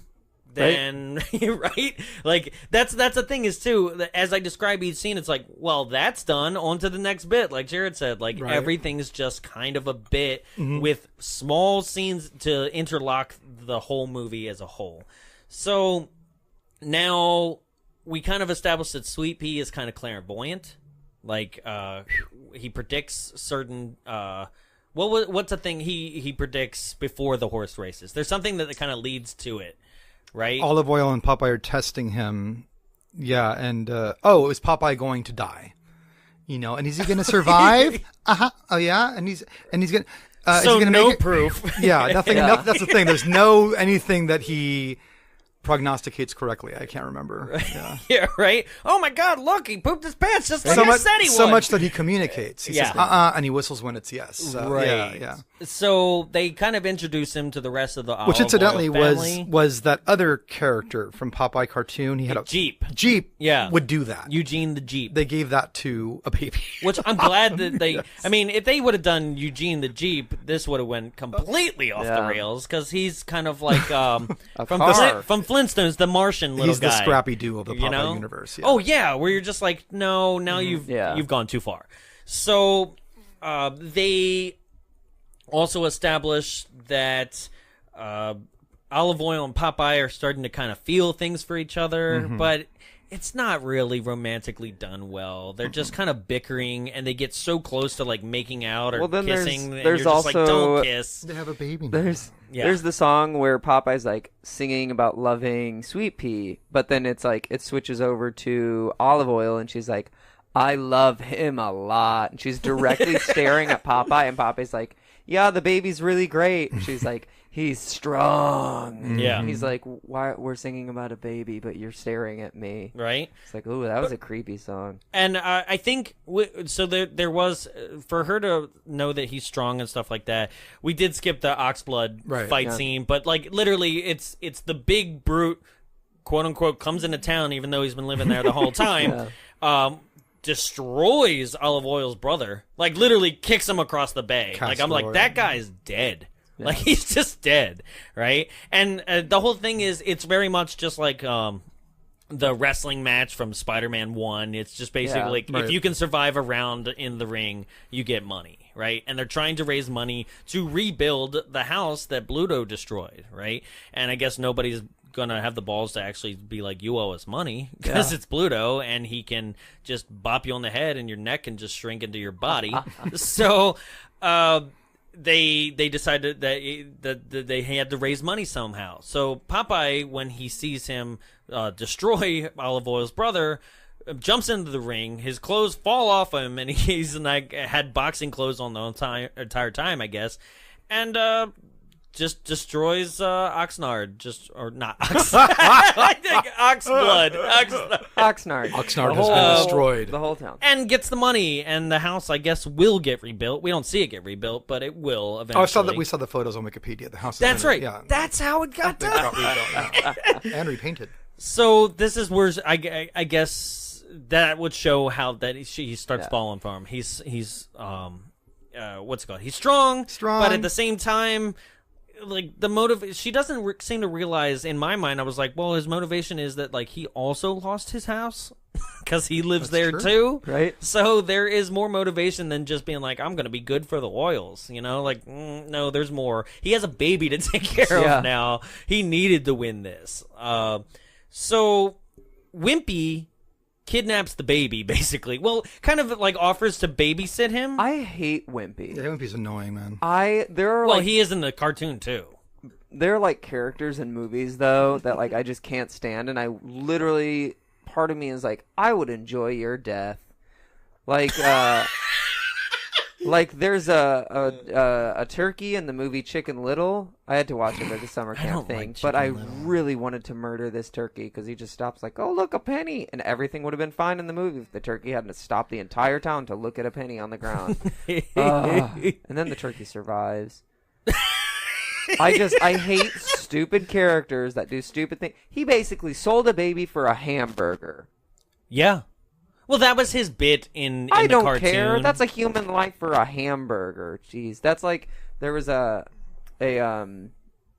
murderer that their mom sold them to a 60-year-old man when she was like 12 or 13 for 3 beers. In Popeye? No. In the actual human life. This movie, it goes everywhere. No. It goes everywhere. Hey, welcome to the show. Who is this movie what for? What is happening? Yeah. No, that's a real life thing. But it's like, why would you sell like, people do it though. Right? Oh, God. So. But I just hate Wimpy. Yeah, he takes the Sweet Pea to the horse races, which How does an electronic horse racing machine work? Honestly, I don't know. They're actually kind of fun. What? They're actually kind of fun. Well, it's a random pulleys. There's a randomization. That's to it, what I yeah. mean. Like It's that's like a slot machine. There's a randomness to it. Yeah. okay. Because in my mind, You crank a wheel and I'm thinking all gears are the same, and they're just going to turn at the same speed and things like that. So that's what I was curious Always about. bet on number 6. Yeah, I know it Gears says are number the 6 same. every time. Like, Yeah. Yeah. But that was my because I know that these do exist, and There's one in that Long was a Beach. It's a curiosity. huge building. and they have a Oh, bunch of them. yeah, really? Highlines, I think it's called. Yeah, Yeah. it's on Wow. Is it Atlantic? Yeah. Long Beach Boulevard. Not sure. Wow, like what a racket! Like it just like if I should just go do that, what am I doing here? Like people will just bet on fake horses. Don't Please gamble. don't, man. There's Please no don't. payoff Please to don't. gamble. No, Do I not meant do that. not here in the building. No, I know meant- that. But gambling is just dumb. Yeah, no, but You don't win. I don't understand. Unless you have a clairvoyant baby. That's right. Yeah. So then Popeye gets upset that everybody is like kind of okay with the baby doing this kind of thing, and he's kind of not in control of his own baby. That Yeah. right And- Until Until he sees all the sex workers and starts singing. until a song number comes on. right, and then I he's am what I am, and I am what I am, and repetition, and I am what I am. Yep. which would be great and probably is the most memorable song Sure. of the film, but 'Cause it's in the also trailer. not the because The it's only in the reason it's memorable is because it's in the movie's trailer. No, because it's an iconic phrase that Popeye says in the cartoon that then gets turned into a song. So there's more to it Sure. than just he's large, I'm mean, Food. But the problem is that anything that isn't I am what I am, I can't understand what he's singing. So I can't remember the lyrics. I can't sing along. I can't drive down the street playing this soundtrack and be able to sing along. Those ones are actually fun. It'd be worth you kind of throwing on the subs for that one. It's a fun little, I'm like, sure it self, is. Acceptance, whatever, empowerment song. Well, and it's funny. We just I'm we picturing Jonathan like driving down the freeway with the windows down, Like, singing "I am what I am when I am." doing the YouTube lyric video version of it. Yeah. Like, I am what I am. Okay, I got that part. All right, How and many then yams yam I? If Becky has 2 yams, it's very interesting. We just did Return to Nukem High. Yep. And they had Lemmy, rest in Yep. peace, on there, and Lloyd talked about how when they did Romeo and Juliet, they did not subtitle him, and he had the most lines in the entire movie, and he regretted it. So when they put him back in the Return to Nukem, they put subtitles. And what I feel is interesting is that you can't do that in this film because, like, that film's self-referential. It's okay, like, to go off the rails and stuff like that. But you needed it so bad in this film, and the copy I had was digital, so I didn't have subtitles. And I'm just sitting there being like, all right, going on to the next scene, I guess, because Yeah. I don't like it. Context clues about Thank everything you. else. That's what sometimes it gets all messed up in my own mouth, and I need those subtitles. things that made me know what the other thing was based on what they were. That's what I meant. Yes. Context clues. So then after this, the taxman comes to collect more taxes from Popeye. He mistakenly knocks him into the slide into the water. Everybody cheers. Popeye is now hero of the town. Right? Basically, anything that Popeye does, people are cheering him on. Meanwhile, also, Bluto has hired Wimpy to kidnap Sweet Pea, right? And Yes. I'm like, he just did this like 5 minutes For a ago, and he's doing hamburger. it again, Yeah. right? And so now Bluto has Sweet Pea and is trying to get him to tell him where this treasure is. A treasure that has never been established. We're an hour and a half into this movie, and now there's just some random treasure. And at the same time, we are introduced to the Commodore, which happens to also be Pappy. Pappy. Thank Poop deck you. Pappy. Right? Aloha, Mr. Hand. Right? Yes. Yeah, right. Yeah, for those of you who are unfamiliar with the work of Ray Walston, it's also I'd say most of our audience would be around the time of Damn it! Fast Times at Thank Ridgemont you, High, yeah. thank you. Right, which I'm unfortunately not a fan of. It's another movie that is a little like It's dark. I don't know. It's a sad where- movie. Yeah, it's a teen comedy that's not a teen comedy. No, it's, you know. it's good. I love it, but it's just I don't watch it for laughs. No, because you don't know how to feel by the end. You're like, one girl had an abortion, Yeah. this other guy over here. Like, there's a robbery by the end. You're like, what is this? Right? But I love Ray Walston in that movie. Yes. Oh my god. Oh no, Yeah. he's one Yeah. of the like him and Sean Penn, Penn, together. Like, and they're I would have watched a whole movie of like his class. Right. You know, in that film. But he and like I mentioned in the beginning of this episode, he is killing it with his Popeye impression. Sure. Yeah. Honestly, like if they shaved him, I'm like, oh, that's Popeye too. Like somebody just took on the role of Popeye halfway through the film, because he's doing really well. But he seems to have buried a treasure that he mentioned to Bluto, and now Bluto wants Sweet Pea to predict where the treasure is. That's not how Sweet Pea's powers work. Well, I think it's kind of like, is it to the left? Is it to the right? Okay, and then you move a little bit. Okay, now is it to the left? Is it to the right? You just keep going. It's a game of hotter, colder. Exactly.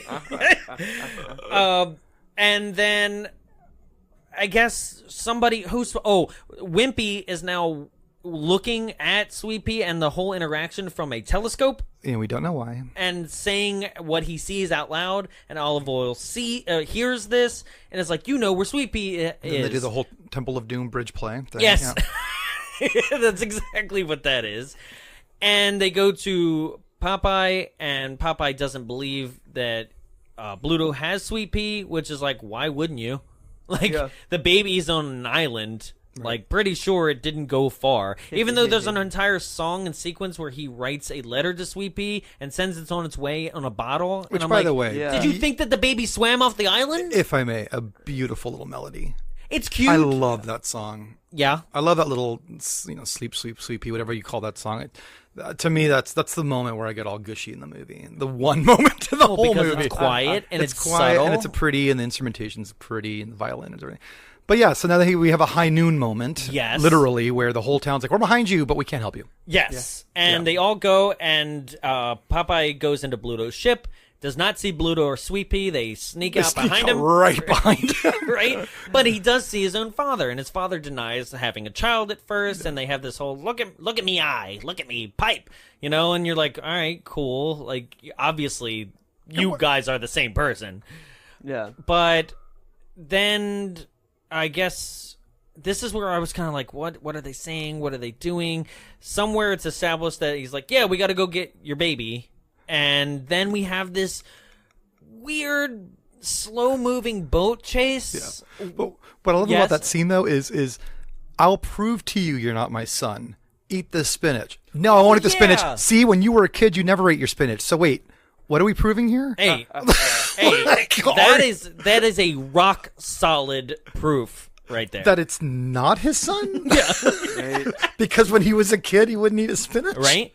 That was wild. I mean, that holds up in court. Let me tell you, It does, absolutely. Nah, I want it. My client will not eat spinach. So, and meanwhile, throughout the slow-moving Paternity boat test. chase, you've just got Ray Walston screaming over and over about how much he hates children. It's just this insane rant, which I'm Phooey. like, I don't think he's lying. I think the actor doesn't like children. And it's barely a song. It's see, that's what I was questioning too. Is this or is this not a song? There's some notes. And there's music, there's instrumentation, but what he's doing is There's just a pentameter to it ranting. a little He's bit. ranting. But then every time you think you're like, You oh, sit he's there on, and you he's on raise them beat, and you tend them to school, phooey, and he's just ranting the whole boat ride. right? And you also, because it doesn't feel like a song, you're like, he's repeating himself too, because like songs have like a chorus that repeats the same lyrics, and that's what this actually is. Right. But he's not singing, right? But he's also not like doing like a pentameter type rap or anything. Like it's not like, and the kids these days that are better about Sure. like, right? He's just kids these days are better, and you're just like, this is a man who's actually gone insane right Just here on talking to camera. himself. You know, no one in the boat's like, "Sir, are you okay? Like, do you need to sit down?" Nothing, Like, yeah, nothing. right? So they go to another little island, like off the coast there, and this is where What is it called? Where Ed Pirate Wood takes Bay. over the film and Yeah, and that's what I mean. Like this becomes the final set piece. We never leave this area after this. Bluto docks his ship. He's also kidnapped Olive Oil, which we didn't actually see happen, but he stuffed her in like a pipe. I was wondering about that. I was like, how did she get in there? Right? She fall in? Like, which... this is the thing about it being a cartoon, but certain things are missing. Like, you would expect to, like, throw her over the shoulder, legs kicking in the air, kind of like, Yeah. save me! It never how is she happens. floating in there? Because we established that her feet are in the water and she's Right. not touching anything. No. So essentially, she Should have sank. she should have sank. Yeah. Because but she's just level-headed in the pipe. Well, let's not think about it too much. Yeah, Our minds right? might melt. And also, she has no buoyancy to her whatsoever, so I don't know how that's happening. But yes, he rips her out of the steam pipe, I guess, which we don't see, and sticks her in the water so that she floats along, and she's there the whole time to be a person in distress later on. What also happens is that Pappy has a floating pier. And that's what they're chasing It's them a really in. fancy houseboat. Yeah, right? Dock boat. I mean, there's a lot of fancy, like, cause same thing, Waterworld. Oxblood had... Waterworld, you're right, totally right. You were Yeah. right. And they crash, and the boat is sinking, and this is where Pappy is saying ass every other word. Oh yeah, haul ass, haul ass. Yeah, right? Haul ass. And Yeah. Popeye, as he dives off the sinking ship, is like, shit! Right? And you're like, what? I think he said ship. He said shit. He said shit. Oh, he did. He It actually, totally in said IMDb, shit. it says the first Disney film to use the word shit. Yeah. No, he says I shit. had to look it up because I'm like, did he just say shit? Yeah. And I was like, I probably just heard wrong. My ears aren't so great. right? Well, I'm with you. I wasn't sure if it was ship or shit, so that's why I looked it up. And I'm like, oh, no, he said shit. Yeah. I mean, the way he yelled it was Yeah. definitely shit. Like, you don't go shit. Well, and I think the context was he used shit instead of ship. Like, you're supposed to go, did he just say what he said? But We shouldn't be questioning the jokes. I agree. I totally agree. And then a giant octopus comes out of nowhere. It's a really good giant octopus. Doesn't though. blink. It looks pretty amazing. It's better than Yeah. Ed Wood's It's octopus. a hollow octopus, which is interesting. I love when Yes. close-ups of him punching the octopus in the head are really It interesting. has a 20 leagues feeling a little bit. Yeah. But nobody seems to be too concerned about said octopus at any given Except for time. the poor actor who played Sweet Pea.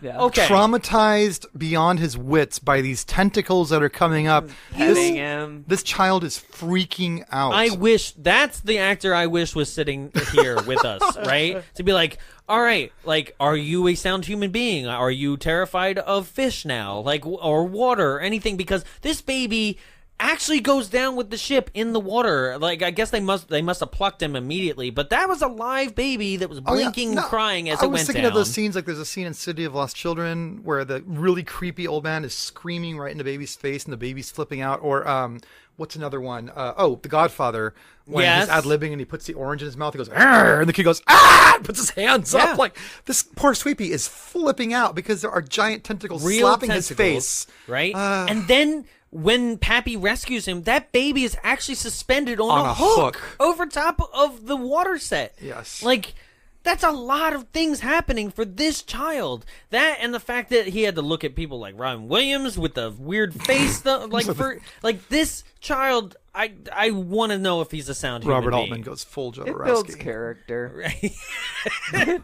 Just gives him Right? something to talk about later. in More life. than this film did. Yeah, exactly. So yeah, the octopus then grabs Olive Oil and pulls her down, and finally, meanwhile, this is happening. Olive Oil is being taken down, but Bluto and Popeye are having like a waist high fight, like with a lot of water splashing Sword at the fight, camera. too, at one Yes, a point. sword I was like, fight. whoa. Didn't know they were pirates. I thought they were sailors. It's a different thing. Yeah. And then finally, Oh, yeah. yeah, right. Huh, you're right. And then Poop Deck Pappy throws a spinach can at Popeye's head, right? Which Popeye's like, I don't want to actually eat the spinach. which actually got Robin Williams to need stitches and cause a production halt for weeks, Ha. True story. right? But he throws the spinach can. Popeye doesn't eat the spinach. Still is like, no, right? And Bluto, Get the worst looking food in the world. Oh, God, it God. was Seen in a movie. no, Baby it was diarrhea. it looked like mashed up seaweed. It's like literally if you ate too much cooked spinach and then shat it all out. Like that's what it looks like. I'm not kidding. Wow. I'm not joking. yeah.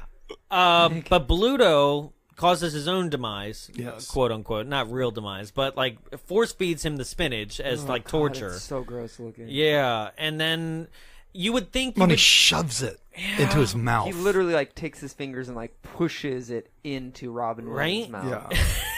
Yeah. and you would think that you would kind of get more iconic Popeye at this point. Maybe you would hear like da da da da da da. No, it's still like it's just. It's like, The I'm same ready to stuff- fight now. The same stuff we've seen. Yeah. The only thing that is very iconic here is the Popeye underwater using his pipe as a periscope, Yeah. right? But Like that was before he even ate the spinach, I thought. Because that's when maybe he's going from the houseboat. like I get lost in that's this when part he's going too. from the houseboat to Bluto. He uses to it in fight this Bluto. case for Yeah. air. Like he Okay. shoots across the water and it's like up in the air. Yeah. Either way, like I'm just like, all right, finally some real Popeye stuff here because like he doesn't really, do any of the comical Right. decking that normally he would do in a cartoon or anything like that. Even the only more cartoon thing where I was like, finally, is after he eats the spinach, he submerges himself in water or is like being drowned by Bluto or something, and then a gigantic version of his hand like punches Bluto, like uppercuts him, and we see that, right? It was just this gigantic like. I don't know, like fish spear It's of a. huge. It was just. It looked like a fin. I do love Bluto parting the water to get a clearer view of what's Yes. going on. That's the best. He just puts his hands in it and just parts the water Well, to sometimes wipe you it need to clean. clear some bubbles, Punch. And then Popeye he saves olive oil by punching the squid, and I guess like he does a round out punch underwater and punches the squid out, and he flies into the air and off screen. And then Bluto's Bluto- outfit turns yellow. Yep, because he's yellow, and he's like, Like a and I love this one. He's like, man, it's chicken of the sea, right? And I was like, oh, finally a joke that I could hear. And then they do the Popeye the Sailor Man, and Robin Williams is dancing on a platform that's like submerged in a half an inch of water, and then dives off the end of it, and that's the end of the movie. The end. That's just the end of the movie. Fade out on Sweet Pea. Dunzo. Yeah. Oh yeah, fade out. No, it's fade out. It's on Popeye's face. Is it like on a Popeye? little circle. Oh, Yeah, I thought yeah. it was Pee Pee. Okay, yeah. Yeah. No. Oh, that's right. He comes out of the water. Yeah, There yeah, is a circle on Yeah. Sweet Pea when the telescope. Earlier. That's right. That's right. Yeah, so like there's the confusion because it happens multiple times. Also, this movie has a weird transition. Remember when he gets drilled into the pier when he gets? Oh, and there's a star that comes flying out. Yeah. Right? I was like, And oh, it's we're only one. using Windows Movie Maker here. But I'm with you on that fight at the end because all of the Popeye, the rolling punching bag arms, all that, they throw all that out at the beginning. Yes. They don't save any big. Now I've had my spinach and I'm going to kick some serious ass. Exactly. To the end, it's just always there. So Right. it's almost implied that to beat Bluto specifically, one must have spinach. Right. Yeah. But what's weird is that like this is established a little bit like a superhero movie in the form of like by the climax you have to give them the thing that would make them beat the bad guy. So Sure. like maybe this would have worked a little bit better if it was established that Popeye, although a brave man, might not exactly, just like in the cartoon, usually 2 minutes it would be like, oh, I'm having this problem and I can't seem to really fix it, you know, and then eventually we get the spinach, save the day, end of cartoon, right? Same thing needs to happen here, but that means that he would have to lose more fights throughout the movie and kind of be like somebody who's down on his luck and finally discovers spinach. If this was a movie of like the origin of Popeye and it's like, oh my god, spinach was my not kryptonite, whatever the opposite of kryptonite, you know, which is nothing because that's a fake thing. Just the sun, The serum, whatever it is. Yeah. then it would have worked. But we see him have multiple fights which he wins without question, right? So yeah, you're right, just Bluto. But then we get to see the treasure. which is it's sweet. It's like bronzed baby boots that The aren't... treasure is all the Popeye's little things from when he Yeah. was little. So Pappy I has. thought it was going to be a bunch of cans of spinach. There's one in there. So for a second, I'm like, really? It's spinach? I'm like, oh, the spinach just happens to be in there. Or maybe it's a spinach that he would never eat. Yeah. But it's all of Popeye's baby things. Right. And a little picture says, me son. Written literally says, me son. Me son. Right? So there are some really cute things. And it's the kind of movie that...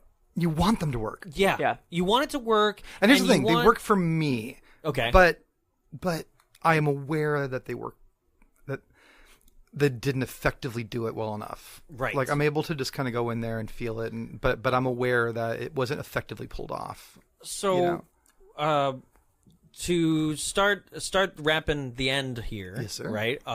There's a couple things that we do. One is called the W's, right? Who is this movie for? Why would you watch it? Where would you watch it? Sure. Things like that, right? Now, I know...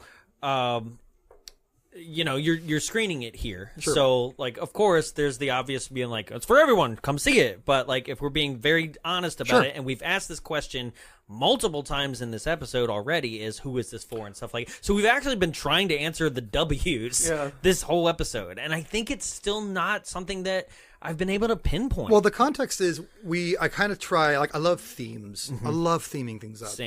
That's our whole job at the Disney. Frida. And what the three films that I had programmed this month for our family matinees, which was Coraline, Fantastic Mr. Fox, and Popeye, was that all three of them are of a signature style. And all three of them really work, I think, for children and adults. Yeah. Whether or not one likes them or not, Sure. they work for both. Kids can watch Coraline, and there are moments in all three films that are a little dark that could scare kids. Yeah. There are moments in all three films that are really sophisticated and have heavier themes, but there's nothing in all three films that kids couldn't see. There's no nudity, there's no graphic violence, and so I think Popeye, effective or not, works for both. Who is it made for? I haven't the slightest idea. I don't know if the intent... I mean, Disney made it. And Disney back then, this is pre-Touchstone, pre-Hollywood Pictures, they were not making adult films yet. They weren't. They Watch Her in the Woods. Watch Her in the Woods maybe was Are they making adult films now? well, no, but like I mean, wow. Touchstone, I think there were some R-rated Touchstone films. No, I was talking about adult. Oh, right. Gosh. Mickey, what you got in there? Yeah. Oh, boy. Oh, gosh. Booty in the yeast. No, but what the hell did I just come up with?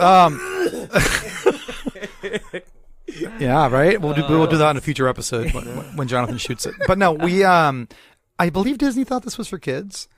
I believe that they brought in Robert Evans, who is, I believe, the person that was arrested on set for doing cocaine.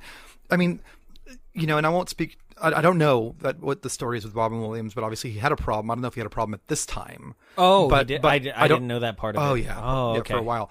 But I believe that Disney maybe set out to make a kids film, but they brought in Paramount, who had a great relationship with Robert Evans, who'd done The Godfather for them, and Rosemary's Baby, who didn't make kids films. He made The Godfather and, and some great classics, and maybe there was a little bit of a creative I don't know, I mean, a documentary should be made about this film.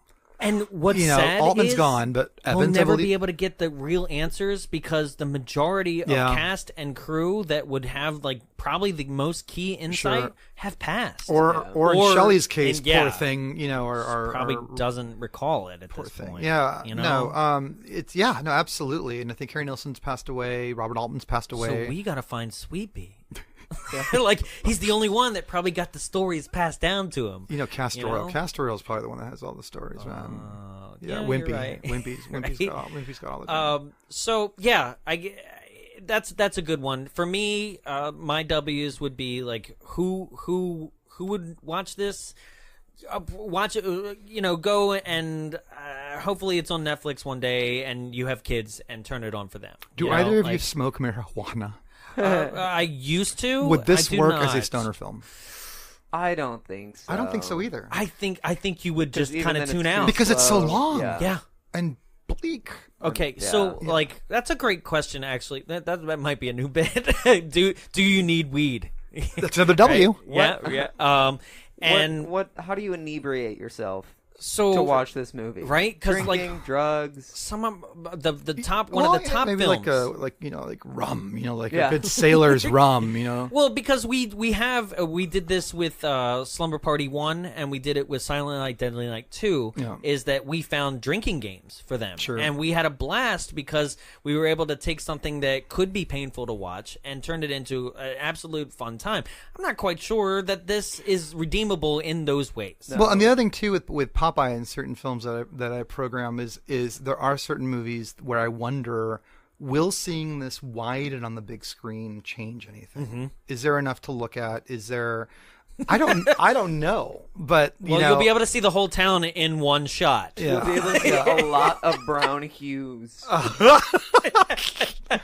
But yeah, no, Earth that's a good tones. question, man. That's the thing. We started with a W. I don't know who this movie's for. Yeah. No, absolutely.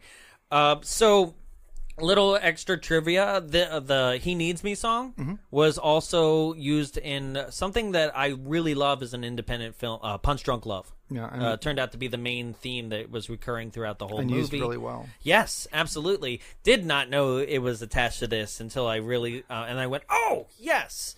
Right? A little background history on the production here is that the idea for Popeye the Musical had its basis in a bidding war between Columbia and Paramount. They were trying to bid on the rights to Annie the Musical. When Paramount lost that, Robert Evans found out that that they lost the bidding war, and he held an executive meeting and basically asked, "What comic strip characters do we own?" And somebody at the end of the table was like, "Popeye," and he was like, "Do it," and that was So it. maybe that's your answer. It was put together as a It's like reactionary exercise. It's like, oh my God, they're making Volcano. Let's make Dante's Right. Peak, or what was the other one? Deep Impact versus Armageddon. Right. Like they're like, oh, they're making comet movies. We got to make comet movies. Or Jaws and Deep Blue Sea. Yeah. No. exactly. But Star Wars yeah, and so that's Independence a Day. good example. Also, Evans was commissioned. He commissioned Jules Pfeiffer to write the script in. That's right. Another big name. I Right? mean, yeah, absolutely. In 1977, he said, so they were trying to do this in 77. It took 3 to 4 years to accomplish this. He said that he wanted Dustin Hoffman to play Popeye, and opposite of Lily Tomlin. Oh, that would have been fun. Very interesting. Hey, and then they ended up together in I Heart Huckabees as the therapist couple. Yes. Oh, God. Interesting, yeah. Oh, thank you. You should play that one. I love I that will movie. be here opening night for whenever you play that That one. may be a I good love director's Huckabees. series with Three Kings. Ooh, And, yeah. sure. I love Three Kings. Not enough people saw that. And Watch Three Kings. John Schlesinger was set to direct. Oh my God! Now, did John Schlesinger bring in Harry Nilsson? Because John Schlesinger did Midnight Cowboy, which features probably Harry Nilsson's most famous song. Well, if you don't count, Can't Live Without You, but certainly Everybody's Talking. That's interesting. I didn't know that. More than likely, I mean, we're talking about 3 years of like casting wars and stuff like that. Because also in the running, John which I would have Schlesinger. loved, Yeah. Gilda Radner was up for Olive Oil. Oh, that would have been cute. It would have been great. But still, Shelley Duvall, man. She had the yeah, build for no, it. Yeah. yeah, it just would have been a different. Who would you cast now of today's ooh, speed damn of it. speed of See, actors? I always want to think about this Emma kind of Stone. stuff. Emma Stone. Oh, she got the big eyes and everything. Oh, that'd Yeah. be great. Yeah. Okay, She's yeah, very cartoon character. yeah. No. No, that's pretty solid. There's a. Is it? There's a. I don't know. Hold Or up the show. Amanda no, you're not. I Seyfried. mean, that's why a you're comedy here. sketch show with two actresses. Is it Broad City? Oh, and the little Yes. kind of like dark But haired she's too girl. short, I think. Yeah. Yeah. Yeah, but she would be great for that facial structure. The one I'm thinking of, not Broad City, but the kind of the two folk singer girls. Yes. Okay. Yes. Garfunkel and Oates. Yes. Garfunkel and Oates is Yes. correct. That's what I'm thinking of. Exactly. The black haired The girl. brunette. That, she's Yeah. also in Big Bang Theory Yes. as Kutha Pauli's little girlfriend. She'd be good, but she's for a be little too bit. petite. Yeah. Absolutely. That would be That'd be my great. pick. She has the look. She has the facial that look. Sure. They probably had to make her look taller, but other than that would be my pick. Yeah. That's a good one. So, finish it out. We also have. Do you have any new taglines that you would do for this? Now that you've experienced it, We discovered one earlier. Can you go back to what the German name of this film is? Yeah. Yes. The new tagline for Popeye is Der Seemann mit dem Hartenschlag. Once again, Der Seemann mit dem Hartenschlag. The semen with the, what did I say? The hard hit? The hard punch, I think. The it was. hard punch? semen with the hard Yeah. punch. Seaman The semen with the hard punch. blow. That was it. All right, the seaman with the hard blow. Right. Hard blow. The seaman with the hard And blow. boy, did they do the blow. Oh my God. And did it blow. There was just a lot of blow. It just blew. They did a lot of blow on set. Yeah. I have one. Popeye. It is what it is. Ooh, I like that. And Popeye, then the failure man. Oh. Popeye, a sinking ship of a film. So finally, we had an opinion about this film. Clearly, if it's on the show, we thought it was a bomb, but some people did not share that opinion. It's time for Give Me 5. Yeah, because we don't have a theme song for Give Me 5 yet. Number one, I was disappointed because when you look at the titles, people write titles for their reviews, Sure. right? Nobody wrote the title "Strong to the Finish," right? I was like, "Come on, somebody!" Right? So I did it, I guess. Like if I was going to do it. So here are three interesting takes of people who thought. Meanwhile, most of these I called from IMDb's. Amazon had 172 5-star reviews, and most of them were like, so glad this made it on DVD. And I'm like, that's it? Okay, great. 5 stars. Like, so, number one, written by Ryan N., dated February 1999. His title, I ain't no physicist, but I knows what matters. He writes, there are 2 movies I have seen in which every line is good and that I can watch dozens of times without becoming the slightest bit bored. Oh, God. These are The Big Lebowski and Popeye. Double feature at the Freedom. Okay. I just saw Popeye recently for the first time in about 12 years, and I can still recite it line for line from when I was a kid. I must have watched it 50 times. It was my babysitter. After I recently watched it, it was on again later that night, and I watched it all the way through again. It's a fantastic movie, and I'm blown away that the user rating is so low. All right. Right? It's like some people really give 5 stars, I'm noticing, based on like a nostalgia and a repetitive viewing nature rather than actually any merit. You know, like it's the kind of thing people will give that where probably they could have rated it 5 or 6 out of 10 or something, but somehow people just go to 1 or 10. Right? Yeah. So next one is written by Comedy Fan 718, dated December 2008. Title, I feel sorry for anyone who doesn't like this movie. Excuse me, this one's a little bit long. He goes, how could anyone not like this movie? Seriously, what is wrong with some people? I've read some negative comments about how people can say they can't understand what Popeye says. They must be hearing impaired. Everything he says is hilarious. Some people say the songs stink. I guess some people have no taste in music. One reviewer says he walked out of the theater. Why are they at a children's movie anyway? Some people are really, really stupid. The songs alone would be worth the price of admission, even without all the great jokes that pop up every few seconds. This movie is a classic, heartwarming, and really funny version of a cartoon, which I guess some people just don't understand. I really feel sorry for them. Go watch a gory or pretentious movie for people without hearts. If we took a shot for every time they said people... Yeah. We would, yeah. I guess what I want to know is what theater this person's going to where children can just walk into a movie without adults. Right? Yeah. Well, because that's kind of dangerous. I don't know if the person writing it is a child or an adult, but they were like, someone walked out of the theater. Why would they do that? You're an adult seeing this movie. And it's like, are you a kid reviewing this movie? Right. There's more, Or but like, that was are the you- good But the part. passion, yeah, there's some Okay. passion. Oh, there's more, okay. No, there was more, but we're good. Like, basically, they try to back up their cause by giving things that don't really justify as good points, where they're like, how can you say a movie's bad if it made $50 million, which is 30 over its budget? I hate that argument. I hate that. That's not. But the Emoji Movie made 80. Yeah, okay. Exactly. Yeah, You're a huge person of saying don't back the Emoji Movie. Like, how could it have done what it did? It's a great. Well, I example. know why it did what it did, but I'm just saying, Right. like that argument of, oh well, it made tons of money. Transformers 2, Batman and Robin. It's like, no, these are not good movies. No, they they're just not. happen to make a lot of money. Well, because there's a hype and marketing machine behind a lot of this stuff that it does what it does, and it is what it is. I'm not a Titanic hater, but I know a lot of people are Titanic haters, and that movie made more money than God. Well, So- yeah. so- It's second now, Second. only to Avatar. Mm-hmm. Yeah. No, wait. No, third now because Third because of Force Awakens. That's right. Yeah. But also, how could you hate on that? Like, unless you're one of those people that just literally hated the hype machine that came that's what from I think it. it is. It's And like, I think it's that like Forrest happens a Gump lot. hate. It's like, How could you hate that? Yeah. Yeah, right? So, one last one. I love this one, okay? Because this person, I can't tell if they're serious or not in their review, and it kind of sums up everything that we just did, okay?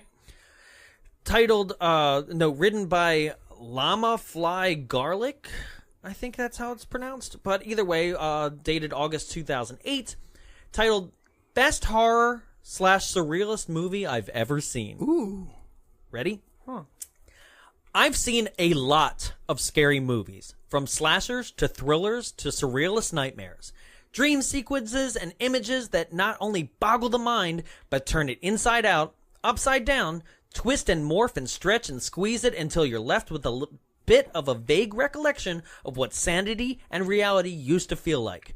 I've seen images that burn themselves into the psyche, haunting the mind and driving mad the most stable and well-grounded person you could think of. I've spent my waking life seeking out the most explicit, graphic, disturbing, demented, nausea-inducing combinations of sight and sound that the deranged depths of the horror cinema world, mainstream and underground, have to offer. And nothing compares to the mix of emotions brought about by Popeye. Robert Altman is truly an artistic genius, bringing to life a nightmarish world filled with incomprehensibility and pain. Like being lost in the woods at night, the film evokes a childlike fear and desperation. Robin Williams and Shelley Duvall make an amazing performance as Popeye and Olive, each of them bringing the two-dimensional characters with all their mannerisms and quirks to life. The special effects team takes the exaggerations and the subtle fantasy of comic-turned-cartoon and apply them to reality as though they were applying paint to a wall. Which, that was a weird, have I lost you guys yet? I'm sorry. This guy's very descriptive. I just tuned out because I'm like, I'm thinking no. It's like you over-explained yourself at the start, being like, "I've seen everything." Maybe- And I was like, no, I don't I'm actually believe you really now. proud of myself that I didn't stutter Yeah, you mostly did at really all. good. maybe That's the best part. maybe about the Rome, answer to our earlier So- question is Popeye is best seen on Echo Park Acid or something Yeah. like that. Right. Because now I'm curious. So to sum it up, They saw every movie. Burden, move over. Tarantino, get lost. King, take a hike. Never before has a big budget been devoted to making such a bizarre and erratic film so painstakingly. Never before has such care and effort been put into making something so surreal and so staggeringly strange. Popeye is more, much, much more than a movie. It is the quintessential... I said it wrong. Quintessential... Yeah, Tarantino on the mind. So. iota of human emotion. It is love and hate and laughter and fear rolled into one. It's the worst film that has ever been made. Well, it speaks to the most basic part of humanity, the small voice inside all of us that looks perplexedly and asks, why? 5 stars.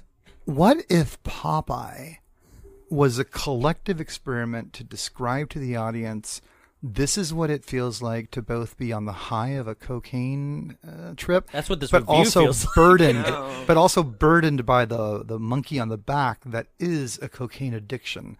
What if Popeye is a cocaine addiction in 2 hours with all of its everything that involves the pain, the bleakness, but also the manicness and the rubberness and loss of identity, the literally buried parts of our past. I mean, what if Popeye is about being a cocaine addict? What if it's just a bad film? What if it's a bad film about being a cocaine addict? It's like, what if it's just a shitty film they didn't know what to do with? Oh, ladies and gentlemen, that is Popeye from 1980. I'd like to thank our guest, Mr. Logan Crow. Thank you. Thank you for having me. I swear I was dreading this one after I saw it How last night. dare you? I did. I watched it and I was like, oh my God, are we going to have enough content? Are we going to be funny? Like, sometimes this happens, right? That's the thing with Popeye, though. The first 40 minutes of our conversation, we were still in the first scene. It's that's the show in general.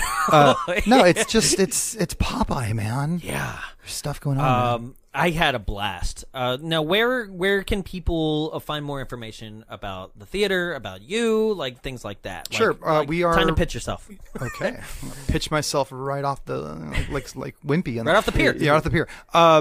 So we are at thefridacinema.org. Frida is Frida, named after the artist Frida Kahlo. So thefridacinema.org. We have a pretty active social media presence on Facebook, Instagram, and Twitter. It's just the Frida Cinema, just like that. And yeah, we're open 7 days a week. We exist to bring you a nice blend of art house cinema, from contemporary independent films to international films, documentaries, but also a lot of classics and revivals. We do a lot of series. We do an awful lot of horror and anime. I think are what we've sort of established ourselves as a house for horror and anime. But we blend that horror between movies that you love, like Rosemary's Baby and The Exorcist, and movies that we play like that, to cult horror. We've got April Fool's Day coming up. That's right, tomorrow. If you're listening to this, the day, well, not tomorrow. on April Fool's Day. Yes, it comes out on April Fool's Day. But we also we also bring in a lot of new independent horror. So IFC Midnight Films, Dread Central presents things like that give you an opportunity to see those on the big screen with an audience before they go to VOD or into nowhere sometimes. Absolutely. Yeah. I just had a really small panic attack because I thought I blacked out for all of March, and I was like, "Oh my God, it's April!" It's April. Yeah. That was scary. You also Speaking of the tax man. you also do a lot of event-based things here as well, such as Rocky Horror, Repo, and monthly screenings of The Room now. Yeah, every last Saturday of the month. If you guys are a fan of this show and bad cinema, like, that's the one. Have you done The Room yet? No. Oh my gosh. We want to, but like, here's the problem. I didn't say that. I know. I'm about to, because we're on the same page. It's just like, the problem with The Room is that, like, everybody and their mother, and now an entire major blockbuster of a film has said everything you can possibly say about The Room. We honestly don't know if we could say anything that hasn't been said a million times over and become anything unique about it. So I feel like we need to take a break from it. Not as a let the theaters do the hype right now, right? But as us, we're not going to be able to say anything that hasn't been said a million times over, and we just don't feel like we'd be able to do it justice. Like, fair enough. That, or be accused of, like, you stole this joke, you stole that joke. It's like, no, I'm pretty sure, like, all the jokes are the same throughout every show that's ever done it. Like, you can only... There's a whole dogma about how bad the film is that exists before this. You can only do your impression of Tommy and say, "Hi, Mark," so many times before you're like, hi, Mark. yeah, Exactly. right? So We all know. we love it, but there are way more better...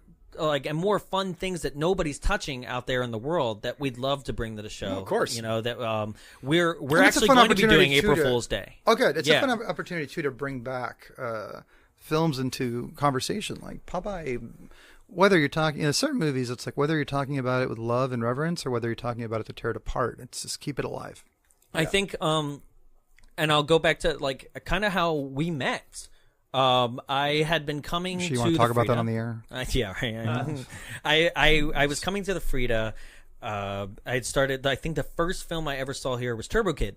Oh, Turbo Kid. God, it's so good. I can't Turbo wait for Kid a so sequel. much. It's so much fun. Anybody who has a Netflix account, Turbo go watch Kid. Turbo Kid right now and follow it up with Kung Fury because it's going to recommend that next, which is now going to be a major full feature-length thing stars as well, and stuff. Yeah, right? it's With exciting. Fast Banger, right? So Fast Banger. yeah, Fast Banger. Oh, he's got a banger. But that's the first movie, and I started like going, I need to come here more. So you did, and I would love to see more of this. You did a back-to-back full day of Indiana Jones, if you remember that, and then finished it out with the Raiders documentary. What a! I just God, that feels like a I went lifetime that ago. whole Sunday, right? Oh, right on. And You were so the it was one. like but it still hadn't met you. Right. Then you did a screening of Blue Velvet, right? The one where I sang. What's that? Was that the one where I sang? I was not there Oh, for the okay, screening okay. you were present for. Yes. I just took a date like during the day. Oh, sure. You gave me James, who's in Rocky Horror, was Yeah. making magnets with the ear. Yes, yes. Right? And you were like, "Oh, you're coming to see? This is my favorite film." And I was like, "Nice to meet you." And I remember you saying it was your favorite film, and we went in, and I have a difference of opinion on Blue That's Velvet. okay. We It's not for were everyone one here. of two people, and the person that I was dating at the time just was a goofball too, and we're making fun of a lot of it. Never seen it in my life. Like this was something I skipped for some reason or another, and something my parents weren't going to show me because it was, Right. you know. And I remember coming out, and you're like, "What'd you think?" And I like made jokes, and you were like, "Oh no!"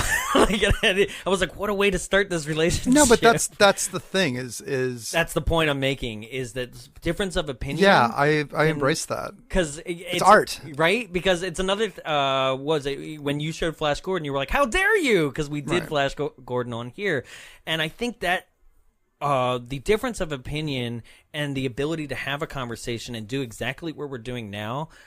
I mean that keeps this show alive. That keeps, I think, cinema alive. I think more than half of the people, like, why does Rotten Tomatoes exist? Because Sure. people are obsessed with knowing what the rest of the world thought about a piece of art. Yeah, one of the things that drives me crazy is when I hear people talking about their opinions on films, and anyone says you're wrong. It drives me up a wall. Well, welcome to politics, you know, too. you're wrong because, and it's like no, like stop. You know? Yeah. Well, no, you're wrong because it's like no, you disagree. Absolutely. Two different things. Yeah, but no, I mean.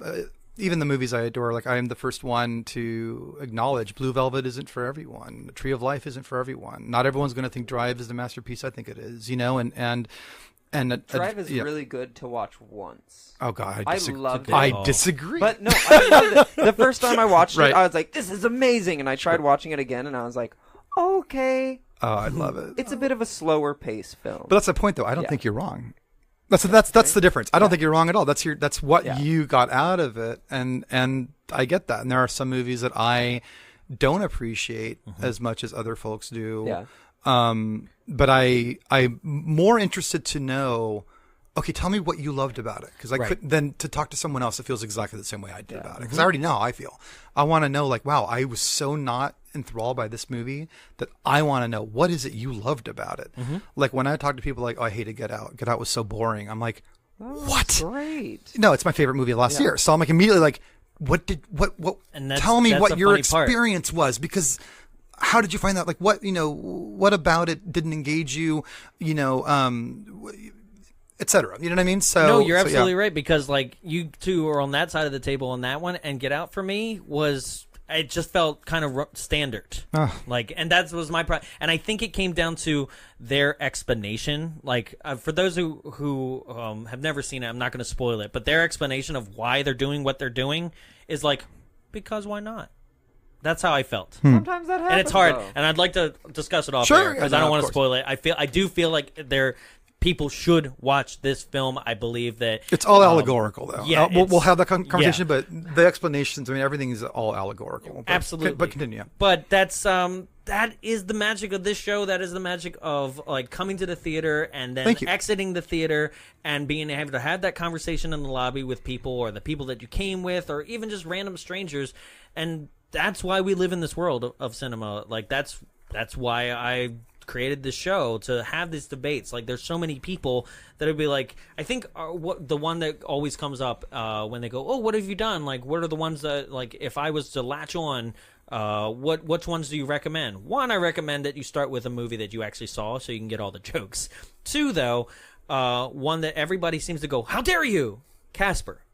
Sure. Yeah. Because they have latched on so passionately that they seem to forget all the, just like this movie, rules are established and then forgotten depending on the scene. It's also generational. Like I am, although I've softened to it a little bit, but I really am I cannot stand Hook. I think Hook is just one of the most disappointing films. More or less. I remember agree. going to the theater to see it and being Hook is on the same level as this. so excited. Huge set, elaborate concepts and ideas. But- Robin Williams, and then somewhere goes kind of off the rails by the end. But I talked to people who were 6 or 7 when that movie came out, and they adore it. oh, I'd still watch it every time. Oh yeah, they adore it. Oh my god, what are you talking about? And it's like, so I think it's also generational. I think people that grew up with certain movies right at that point where they were watching the movies that were shaping their cinematic sort of universe, and that they weren't looking too deeply. They were just looking to be purely entertained by a kid film as a kid. Respond to certain movies differently than someone that maybe saw the same movie when they were teenagers or they were a little bit older. Because I've talked to people who just swear by Hook, and I'm like, wow, I just did not. But I've revisited it because I'm so intrigued by their reaction, and like I said, it softened up a little bit. But and again, another Robin Williams film. Right, yeah, exactly. Interesting, yeah. And that's also like you could even use examples of like people Empire versus Jedi. Which one do you prefer? You know, and it really comes down to which one you kind of grew up with. You know, versus and. As I slowly shirk down in my what do you chair. Got? It's Jedi. Oh, Jedi, isn't it? absolutely. But here's the thing, though. I can't remember know. the Here's difference the between thing. two. Here's the thing. I'll be the first one to say Empire's a better film. I love Jedi Yeah. more. I will watch Jedi infinitely more times than I'll watch Empire, but I'm the first one to recognize that Empire's a better film. So, for whatever that's worth. It's a Godfather. Sure. I love The Godfather 1 50 times more than I love The Godfather 2. Me too. But if I had to honestly. hand a statue to which one's the better film, Part 2. Sure. You know what I mean? So that happens sometimes as well. Well, but. Yeah, that's a great way to sum it up. It's just, Popeye. actually, I should have summed it up right at like, oh, that's another Robin Williams movie, but no, I took it one step further again. That's usually how I do things around here. Star Wars Episode 3, Der Seaman meet dem Hartenschlag. Ladies and gentlemen, you can look up the Frida at the Frida Cinema. Please do. Right, And we are .org. also, I might add, Orange County's only nonprofit art house cinema. Art house cinemas are dying. They literally are. So please, if you go on our website and dig what we're doing, or if you're a visitor, there are donation links all over our website, and donations literally do keep us alive. So please consider donating or sponsoring us. Absolutely. And by donating to the Frida, you're also pretty much helping us out here at the show too, because this is our home. That is a solid So, point, sir. Thank you. Right? So, ladies and gentlemen, to find us, if you had a difference of opinion on this film, if you think that we somehow forgot something, I feel like this is one of our most thorough episodes. But if we forgot something in the background or anything, you can write to us at contact@bombsawayshow.com or hit us up on our Facebook, Instagram, or Twitter at bombsawayshow. The website's coming. I swear. I'm building it every day. It's just me and Photoshop all day long. So that'll come when that comes. bombsawayshow.com. And that's about it. So for Bombs Away, thank you, Logan. Thank you. Thank you. It was a pleasure. And I'm Jonathan. I'm Jarrett. And I am what I am.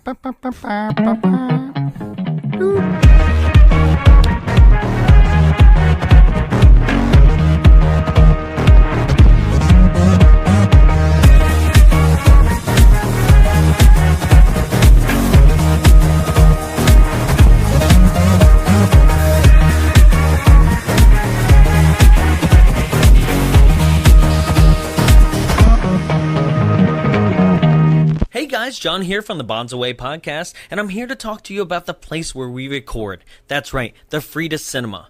What is the Frida Cinema? Well, it's a program of the Long Beach Cinematique here in California, and it serves Santa Ana and neighboring communities as a non-profit art house cinema dedicated to enriching, connecting, and educating communities through the art of cinema. But it's so much more than that. Guys, not only do they screen amazing films here, but they also hold out-of-this-world special events. And when we're talking about special events, we're talking about shadow casting. Shadow casting, if you don't know, is where actors perform in front of the movie that you're seeing, and they have costumes and they're doing audience participation, and it is just an amazing event. The shadow casting that we do here is films such as Rocky Horror, or Little Shop of Horrors, or Repo the Genetic Opera, or even The Forbidden Zone. Wow, The Forbidden Zone. Like, when's the last time you saw that?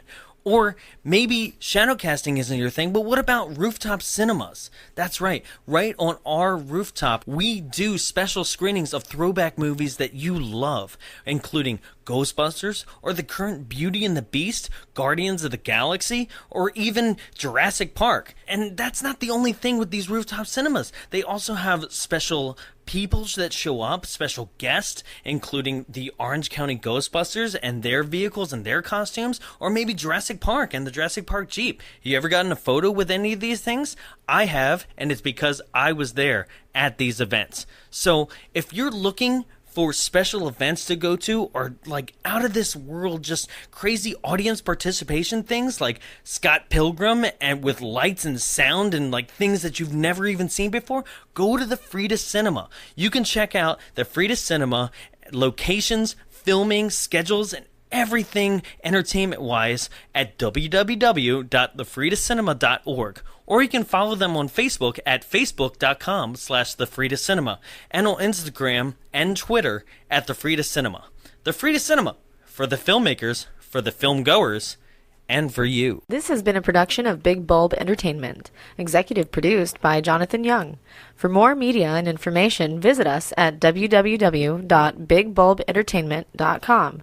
Big Bulb, what's your bright idea?